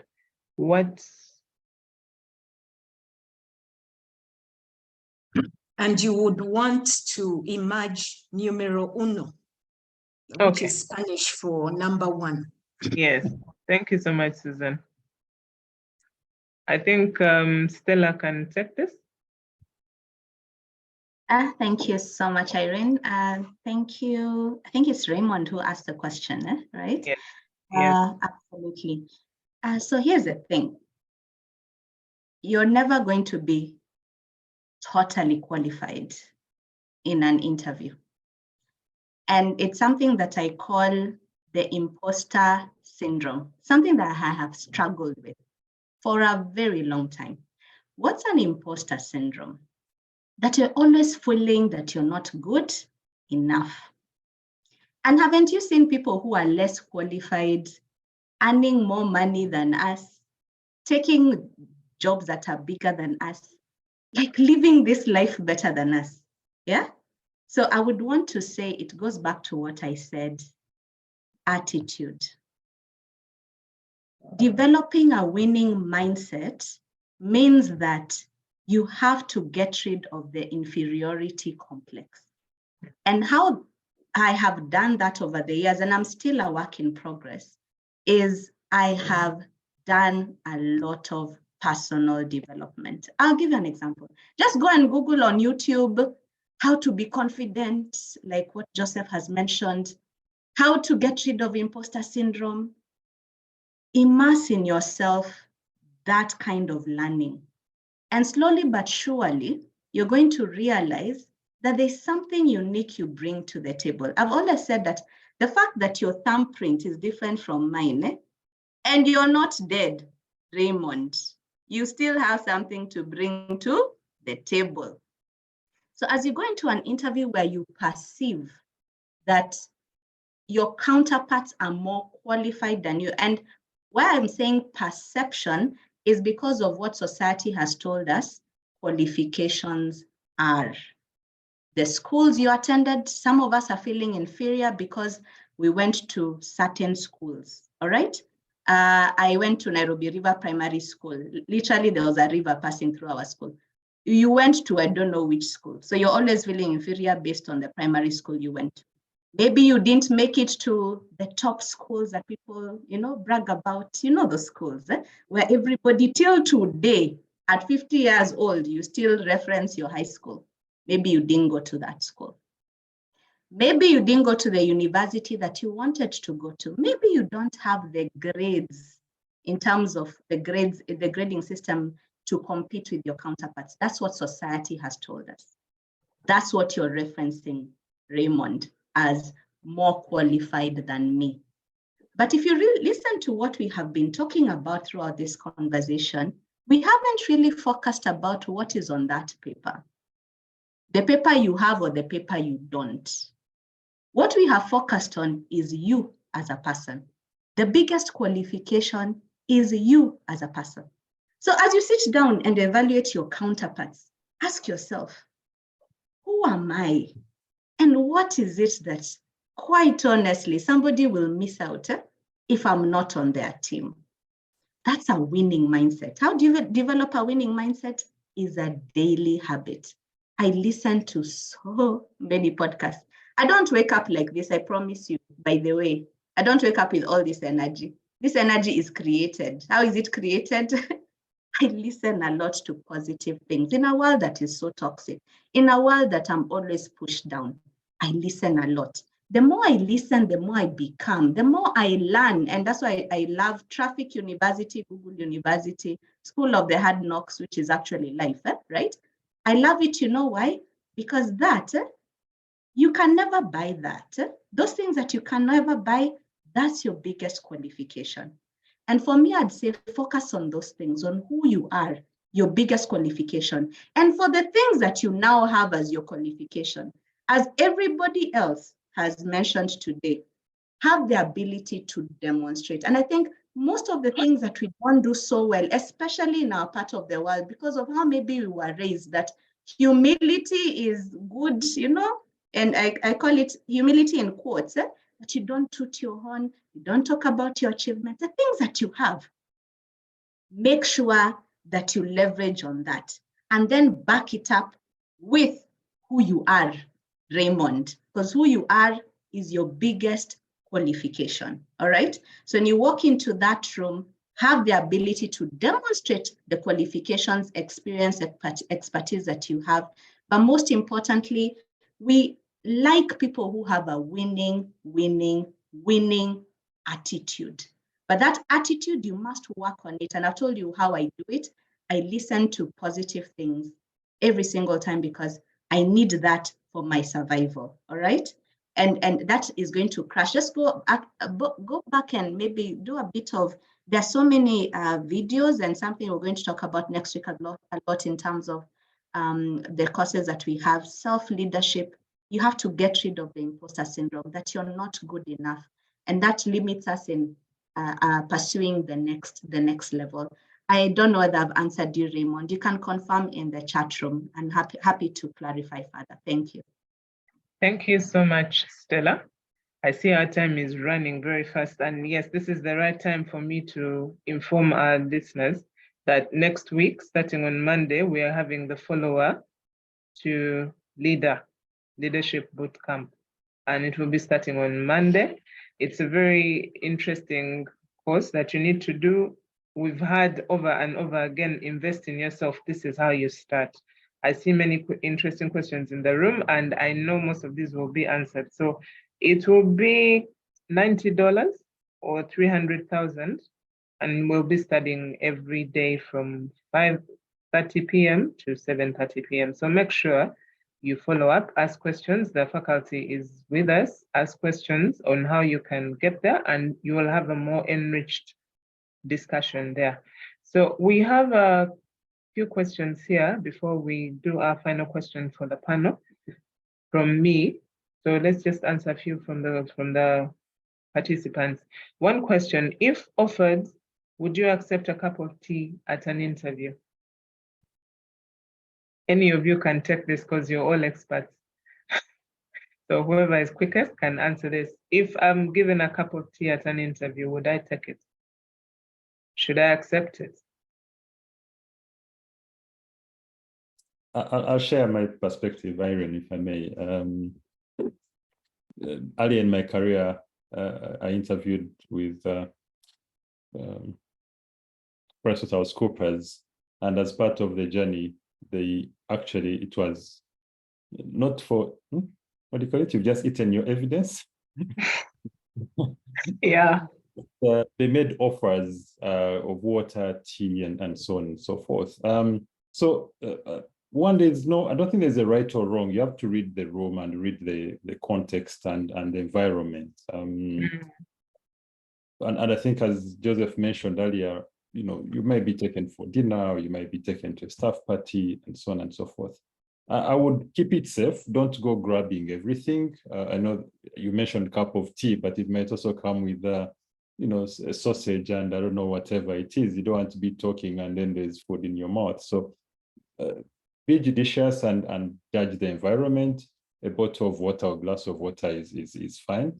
However, also, as you grow in your career, if you look at some of the board conversations or C-level or CEO level conversations, they're happening over golf courses and the opening of a restaurant and such environment, you will rarely find that, not really, but you'll find that there's more bias on personal connections and conversations and having lunch or breakfast meetings. So in some of those cases, you may have to, and you have to show that you're able to fit within a group. If you're meeting clients, you're able to, have a drink or a coffee with clients or have a lunch with clients. So yeah. I think I wouldn't say it's don't take it. Again, you don't want to sound cocky and rude, but also be cautious. And you may accept and take a sip, but again, don't go gobbling everything down and watch your manners. And some of these things come into play. Sometimes not so much about the tea, and that's not the challenge. The issue is so much about what's your tea etiquette, what's your drink etiquette, what's your etiquette in terms of where you're eating from. Are you eating as you walk? Are you eating with speaking and with food in your mouth? So sometimes they're not judging whether you took the tea or not. Sometimes they're trying to see what's your etiquette, because we're going to send you high powerful investors, our angel investors, and want to see whether you're able to represent our brand. And our brand is not so much what you wear, sometimes not even your qualifications and so on. Our brand is how do you fit in and make people comfortable around you, and you also feel comfortable around them. So again, I think the points are: be cautious, read the room, make judgments. Depending on the circumstances, accept the tea or water, try and fit in. But again, it's not, you're not going to solve your hunger problems here. It's just more of trying to fit in the environment. But colleagues can add on this, yeah. And some of the higher positions, you find that you're having them around breakfast, around lunch, around dinners, and around golf courses and the like. Of course, also in the boardrooms. And most of these offers may come up. Yeah, thank you. Thank you so much, Peter. We're fast running out of time, and I'm seeing the questions are now flowing. So our next question is, thank you for the session. It's very impactful. My question is, what is the best way to decline a job if you are, what's happening? Where do these things keep disappearing? Anyway, the first part of the question is, how do we decline a job if you're unable to take it up due to unavoidable reasons, such that in future the organization can consider you?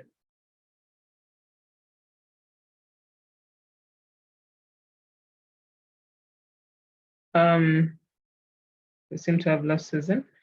Joseph, do you want to take this? Sure. The best way to decline a job offer if you're no longer interested, or if you've got something better, or you've got a counter offer in your current organization which you've accepted, is in writing. So write an email, let it be on record, and keep it brief and to the point. Don't tell us a lot. Just 1 or 2 paragraphs is sufficient. Keep it polite. Thank them, first of all, for the opportunity to interview with them, but also thank them for the offer itself. And just say, you don't even have to give a reason, by the way. You're not obliged to give reasons. You could just simply say, at this point in time, my circumstances might not permit me to make the change or the switch to join you. And you don't have to explain. You don't owe anybody an explanation. But once that politeness is there, then it's likely that they will understand. Of course, they'll be very disappointed, because if you're the best candidate, its chances are high that they have been spending months and months, if not weeks, if not a very long time, trying to find the best fit. And perhaps you are the best fit. And now they feel like you've turned down the offer. They might be a bit salty about the fact that you've turned down their offer. But also, the second part of the question is to guarantee a chance of you being rehired, or rather hired, by this particular organization in the future. Don't bank on it. It's highly likely they will not consider you again. They'll not blacklist you necessarily, but they'll simply not consider you again, because once bitten, twice shy. It's also true in your case that you might have made that judgment based on factual grounds. For example, you've done your own background search on the organization. You found that it's toxic. Their culture is narcissistic. You found that it's a case of climbing up using all means possible, including illegal ones. including things that destroy people's state of mental health and wellness and stability. So you might have discovered, for people who have left that entity, that it has a bad brand reputation. And so you don't want to compromise and leave a safe workplace, psychological safety, for a place that is toxic and narcissistic. So you don't want to go in there. Or perhaps you've disagreed on the pay. So yes, politely, it's just like resigning from your current job. You leave some, bruised egos as well. You leave some hurt feelings, because if you've been good at your job, chances are they want to keep you. And yet here you are going for so-called greener pastures. So there's no easy way to do it, but do it anyway, do it in writing, and politely step away from that. Thank you so much. My time is really running. Peter, I have one final question for you, because you have been in multicultural organizations, you've been around this global village of ours. And one of the things we've learned or highlighted in our discussion today is that we need to establish trust with our panel. And so how are we going to do that while we're interviewing for, say, international jobs? And while you answer that for me in a minute or two, I'm just going to ask you to add on to that. Somebody's asking how they manage stage fright. Mentors always tell us to practice more and more, but this seems to not to control the adrenaline. What's your take on this? And I feel like that sort of plays into what the question is about, establishing trust with the panel. So talk to me quickly in a minute or two about that. Thank you, Irene, for that. And I think as Dr. Stella mentioned, as we've discussed today, we're not discussing qualifications. Yes, they're important. Certainly, they are the tools that enable you. But along the way, you're trying to find a fit. You're trying to get a feeling of, will this person have my back? Will this person represent my brand? And therefore, the question of trust comes in. And I think it's that, if I would call it a KPI, that is sometimes difficult to measure. Yet, when you look at things, whether it's our love relationships, work relationships, when that is broken, then everything else crumbles. And I think it was George MacDonald, if I remember, who said, "To be trusted is a greater compliment than to be loved." So, what does trust mean? What is this fluid thing that is called trust? I think it's that feeling of this person will take a bullet for me. It's that feeling that this person, has my back. If it's a leader, this person has our best interest for us, and therefore they're able to demonstrate. We're able to feel comfortable following them. They will not, they will take accountability, whether for the right or wrong, and so on. Now, whether it's in a global organization or international organization or national organization or whatever, so I think trust cuts across, But in terms of how do you demonstrate, one, you need to show, if I take global, for example, that your culture is sensitive, because you're working with so many other people, different regions, different races. Your jokes may not apply to them, different time zones, and so on and so forth. You have to, of course, demonstrate that you know the job, because at the end of the day, usually they say you're promoted to your next level of incompetence. So if I'm very good at, if I take our secondary education at senior 3, then I'm promoted senior 4, then I meet new challenges. So then I have to have a mindset of reading, of discovery, critical thinking, and we'll cover some of these issues next week. Can I connect the dots in this volatile global world and so on? People tend to gravitate towards other people who they feel they have things in common, values in common, or who complement them, or who are cooperative. So you have to demonstrate that you're a team player, that you work as colleagues, and you're able to, you focus on the greater good. So smile, be relaxed, enjoy the moment. Your body language will tell a lot. Sometimes you will say this, but your body language is saying something totally different. We've talked about confidence. Of course, you have to balance that with humility, be courteous, and importantly, be authentic, because one wrong thing discovered within your story kills all the other great things that you've told. So if you told one little white lie or one little inconsistency, it might be the deal breaker, you know, and if somebody feels I can't trust you, then whatever else you say, however wonderful it is, then it keeps away. I think people have talked about eye contact and maintaining that. And of course, things like ethical dilemmas will be thrown at you, and in different ways. Sometimes you'll not see them coming, but you have to be alert and apparent, you know, most importantly, understand what are your values. You have to understand yourself. I think the Art of War talks of, if you don't know yourself, you know, then you can't lead others, or you can't be in an environment where you expect to win. So those are some thoughts. Of course, consistency, reliability. There is within the interview, of course, some of these things carry over beyond the interview. And of course, they will do background checks on you in whatever form, manner, shape. And things will come out of this person doesn't take well when they fail. You know, and they will blame everybody else when they are brilliant people. However, they never take accountability for when things don't go well, and that's a red flag. And then, you know, before you know it, trust is lost. You told me to be brief. Stage fright. Trust me, we all, when the stakes are high, they say when it doesn't frighten you, it's not that big enough. You know, when your dream doesn't frighten you, or when the circumstances don't frighten you, it's not that. So we'll have stage fright. I think you're not alone. I'm with you. But at the end of the day, you have to practice. You have to understand what is your value. When you're selling something, when you're selling your skills, your capability, you have to also understand what's my value, because if you're coming to the table, you have to come to the table of negotiation. So that means I'm bringing some value. I'm also getting some value from you. And what is the trade? What currency do we use? And when you have that, then it becomes an issue of you're not going to beg.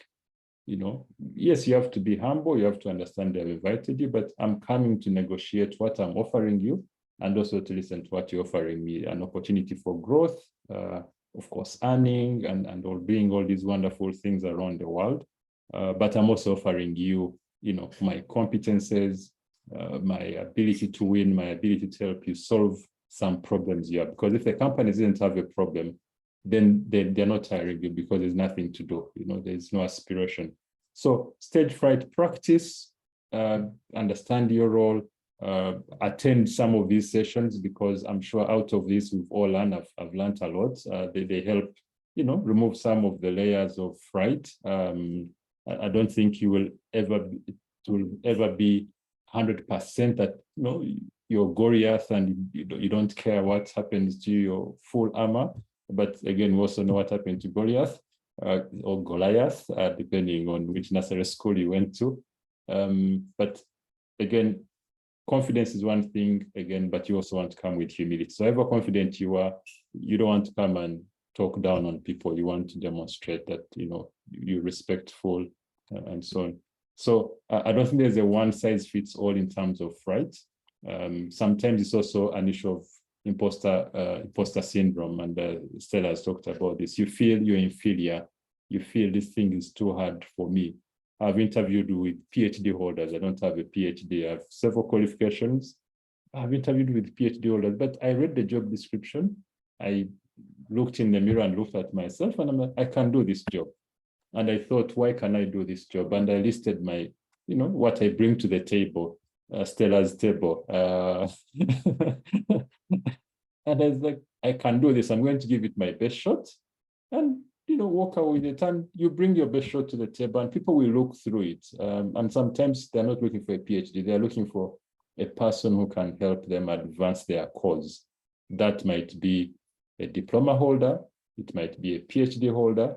It might sometimes be a guy who doesn't even have any of these. If you look at some of these Googles and Apple companies that we aspire to be in, many of them are now taking an approach of who can do the job, not who seems to have a paper that seems to be a promise of who can do the job. You know, that paper is important, but they will go through the evaluations, who can do the job, and they will headhunt some character called Peter from somewhere because they know he can do the job. If you're a mechanic, what you want is the car done, is the car repaired, you know, and that's sometimes the attitude you bring to a job. Thank you very much, Irene. Yeah. Thank you so much, Peter. You reminded me about something I read before about resumes in the 4-hour week. And this guy said your resume is simply a summary of all your suffering. So in the international workspace, like you've said, it's no longer about the paper that you're holding. It's about how have you demonstrated that you can fit this role and that you're able to do the work, not just your qualifications. The questions are so many, but first I'm going to request that you give us 5 more minutes for us to be able to wrap up this properly. But also, as I said earlier, we have a full boot camp that's going to happen starting on Monday from 5:30 to 7:30 daily. It's for a week. Please feel free to sign up. I'm sure the information is in the chat. We will be able to answer all these questions because I'm seeing quite a number of interesting things, including how can we learn from a senior executive without seeming like a stalker? That is very interesting.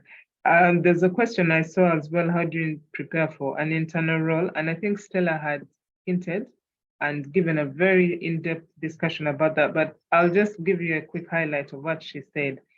Remember, you're transitioning from doing to thinking, so it is very important to have your mindset in check. You know, it should talk to us about your hardware and your software, sharpen your craft, understand what your role is going to be, level up in your reading, in your expertise, in your interactions, but all that will be answered and given more depth when we get to the boot camp. The person who's asking about the stalker, I'm going to ask one of my faculty members to answer that, but in their wrap up, because the time is really fast spent. We're supposed to stop at 11. I'm going to ask you, give me 5 minutes. So in a minute, each one of you, I'm going to ask you to give me your power punch. And the power punch being what we are taking away from here, or what we would like to leave our audience with, that memorable quote or thing that you want to tell them. And being the lady that I am, I'll start with ladies first. So I'll start with Dr. Stella. Please give us your power punch as we wind up. Thank you so much, Irene, and thank you everybody for joining us. This has been such an informative, fruitful conversation. I've really enjoyed this conversation. I've learned a lot. I'm going to employ all these insights in my next interview. So 2 things. One, always remember, for you to, I'll use Irene's statement, level up, we need to be faithful and fruitful. Faithfulness and fruitfulness. Faithfulness is doing the right things. There's nothing wrong with you. You come to work on time. You've never been found doing anything wrong. And many times, most of us are there. We are faithful. We just come to work and we hope one day somebody is going to look upon us and promote us. Yes, by osmosis. Faithfulness. That is important, that you remain faithful. But I want you to think about the next level. On top of becoming faithful, consider being fruitful. What is fruitfulness? This thing that we've been talking about here. You must identify, are you solving a problem? What problem have you solved? What problem are you solving? And package that, because that is what is going to take you from being a follower to a leader. So I would want you to consider faithfulness and fruitfulness. Most of us are faithful, but we are not fruitful. If I ask about how you turned around something, you've not done it. If I asked about a time, which is actually in the interviews, if I asked about a time that you got a problem in your department and you fixed it because you don't have a title, you've not done it. So there's nothing to talk about in that interview process if you're not fruitful. So faithfulness and fruitfulness. Lastly, we cannot learn how to ride a bicycle by reading a book. It has never happened. I have never seen it. If you have seen it before, please let me know. The only way we learn how to ride a bicycle is by riding the bicycle. And that is where skills come in. Skills cannot be taught on paper. Yeah, you have to do it, fall down until you master it. So I want you to consider, especially communication skills. Practice, practice, practice, practice. And my call to action on that is every time you walk into a meeting, I don't care whether you are the cleaner, whether you are the whatever it is that you do in that organization, you cannot afford to walk out without saying anything. So I want you to consider 3 things, my call to action in this riding a bicycle. Either you will pray, either you will comment, or you will ask a question, or you will do all the 3, but never leave a meeting without saying anything. Why? Because if you cannot practice where you are right now, forget about practicing when you get there. Thank you very much. Back to you, Irene. Thank you so much, Stella, Dr. Stella. That is very, very insightful. We have learned to be faithful and fruitful. This talks about applying our skill and knowledge. All right, Susan, let's have your power punch in a minute.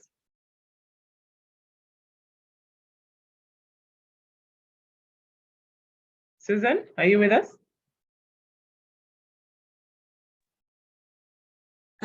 Thank you very much, Irene. Thank you to everybody who was able to join us this morning for this very interesting discussion. In my closing remarks, I just want to focus on 2 things, behavior and traits. In most of the submissions from the panelists, it all ended up, all the conversations ended up focusing on the B and the T, the behavior and your traits. And the only way we start changing behavior, we start changing our traits, first of all, by sharpening the saw. In 7 Habits of Highly Effective People, they talk about sharpening the saw, which Stella has talked about at length, learning new skills, changing your mindset, reading books that build you as a person. So when you sharpen the saw, you put whatever you have learned from these various resources into practice. When you put them into practice, you become better. I want to also share with you another book, The 5 a.m. Club, which talks about behavior and how you change your behavior one day at a time and build these habits that later become winning habits. It doesn't come by default. You have to work at it. And progressively, and in that book, it said that if you practice something for maybe 60 days, you get to a point where it has become a habit. So what we are talking about is progressively building the behavior and traits that now get us into these senior management roles or even into the C-suite roles. Now, one of the things you need to do, which is my call to action, is sign up for this course because it would enable you learn practical skills that you can start putting into practice so that you begin on that journey that is going to enable you tomorrow to sit in that C-suite position or to sit in that boardroom. Thank you very much for joining us this morning. Thank you so much, Susan. Yes, we are working on our behavior and our traits. This is something we are taking away today. And I'll call Peter to also give us your power punch. Thank you, Irene. Thank you for the moderation, and thank you, colleagues. I think we're over 100 on call, so your time is much appreciated. Coming to engage and have the conversations. I think my takeaways or my, thoughts out as we conclude this is I'll borrow the words of Simon Sinek, who says, "Leaders are responsible for the people who are responsible for the results." So as you grow into leadership, you've grown, through your competences, but now you have to lead people who are doing your job, and certainly you may know your job better, but now what you're interested in making sure those people are comfortable, you create an environment where they're able to excel. And Richard Branson says, take care of your employees and they will take care of your clients. So as a leader, as you move from follower to leader, you have to understand that you're giving direction, you're making an environment that people can prosper, that you're trying to ensure that people bring the best out of themselves. They can't do that if they feel that, the toxic environment, they are not trusted, you're not allowing them to be innovative and all those things. So as a leader, you have to see what's our goal. You're the captain of the ship. Where is our North Star? How do we ensure that everybody on the ship gets there? Certainly learning and improving and leadership, you can never say I've become a good leader. I think we're all work in progress. Let's attend these courses. There are so many audio books. I think somebody commented in the chat room, let's go to Aristoc or whatever bookshop and we buy. So much resource on the internet. We've spent 2 hours on the internet today, a little more than 2 hours. There's a lot of learning resources. Read, improve yourself. But most importantly, if you don't apply that knowledge, then you're really smiling in the dark. I will not add the other words that usually are added to that. So improve yourself, be exemplary, and live for your legacy. What you want to, people to remember you for this. Thank you very much. Thank you so much, Peter, for calling us to step up and become better leaders and improve ourselves. Last but not least, I'll call on Joseph. Thank you very much, Irene. I want to also thank our audience because adding my voice to Peter's, having an audience of slightly over 100 people who stick with you for 2.25 hours is no mean feat on a public holiday, a rainy, cold morning when they could have been sleeping and adding another layer of duvets. They were here with us spending time, learning.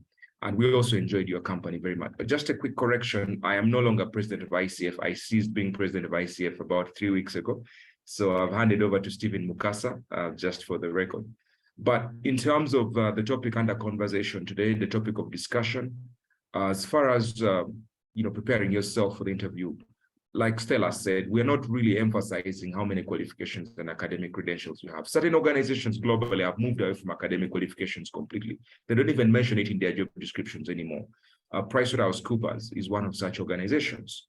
You think about most of the students they take on to train as ACCAs, they'll train you themselves, but there are people who have come from agriculture, from medicine, like, what are you doing in advisory services or accounting or auditing? Because they know that the skills can be learned and taught, right? You think about the companies like Netflix, the likes of Google, Meta, which was formerly Facebook. They're not emphasizing your qualifications. In fact, there's an organization in Kampala right now that is taking on students who have just left Form 6 or even Form 4 and training them to code. Some of them are making the most amazing software engineers with no academic qualification whatsoever, no certificate, no diploma, no degree. I'm not bashing qualifications. I have a master's degree. I have several certifications, as you can see from my profile, but I'm not bashing certifications. I'm bashing the failure to improve on oneself at the expense of thinking that another master's will just add it, will clinch it. It won't, it will not. And so the gentleman who was saying that, how do I compete with people who are more qualified? They're not more qualified necessarily. You might be much, much, much more qualified because what we're looking for is skills and competencies. The CV, rather the academic qualifications are just a tool to get you to the door. It's a shortlisting criteria. And especially for many multinationals and government agencies, the shortlisting criteria is auditable. So if you come in without the shortlisting criteria, there might be questions around how did you qualify, right? It's not that. So we need that to get you one foot into the door. But once you're in, what got you here will not necessarily keep you here or take you to the next level. You might actually be promoted to a place of incompetence after all these interviews you've done. Why? Because you have the PhDs and the masters and the MBAs from Edinburgh and Manchester and wherever in the world, Harvard, but you've not concentrated on the skills, on the you. You've not improved from the inside to the outside, and you're not glowing as you ought to be. I think with that having been said, our time here is fast spent. I'd like to hand back over to you. And thank you, my fellow panelists, and of course, our audience for being a terrific team and leading Boards Africa. Whoa, what a morning. Thank you. Thank you so much. Each of the panelists, you've been exceptional. I've seen so many thanks coming to you. Thank you for sharing your knowledge and skills and experience. It's really been worthwhile. We definitely will hear more from you. For our listeners who are still on the call, there will be a boot camp starting next week on Monday, and these will be the same people that will be facilitating that boot camp. So please make sure you sign up. It will be worth it. What they've given us is just a tip of the iceberg. They will unleash everything, go into depth, and give even bigger insights at the boot camp. Please get in touch with the LBA team for details on how you register. It will be starting on Monday. The fee is 300,000 Uganda shillings or $90 for those who prefer to pay in dollars. Thank you so much, everyone. And I would like to take this opportunity to wish you a very happy Eid. Celebrate, but I mean, take some time off to grow yourself, invest in you, take some time off. We've started off with this morning session. Continue, don't lose it, don't sleep, don't just eat. Go and be prosperous, be fruitful, multiply, grow your leadership, do all the things that our faculty has told you to do. Thank you so much and have a wonderful day. Thank you. Thank you, Irene, Francesca, Caroline. Have a great day, everybody. Thanks, Thank colleagues. you. Good day.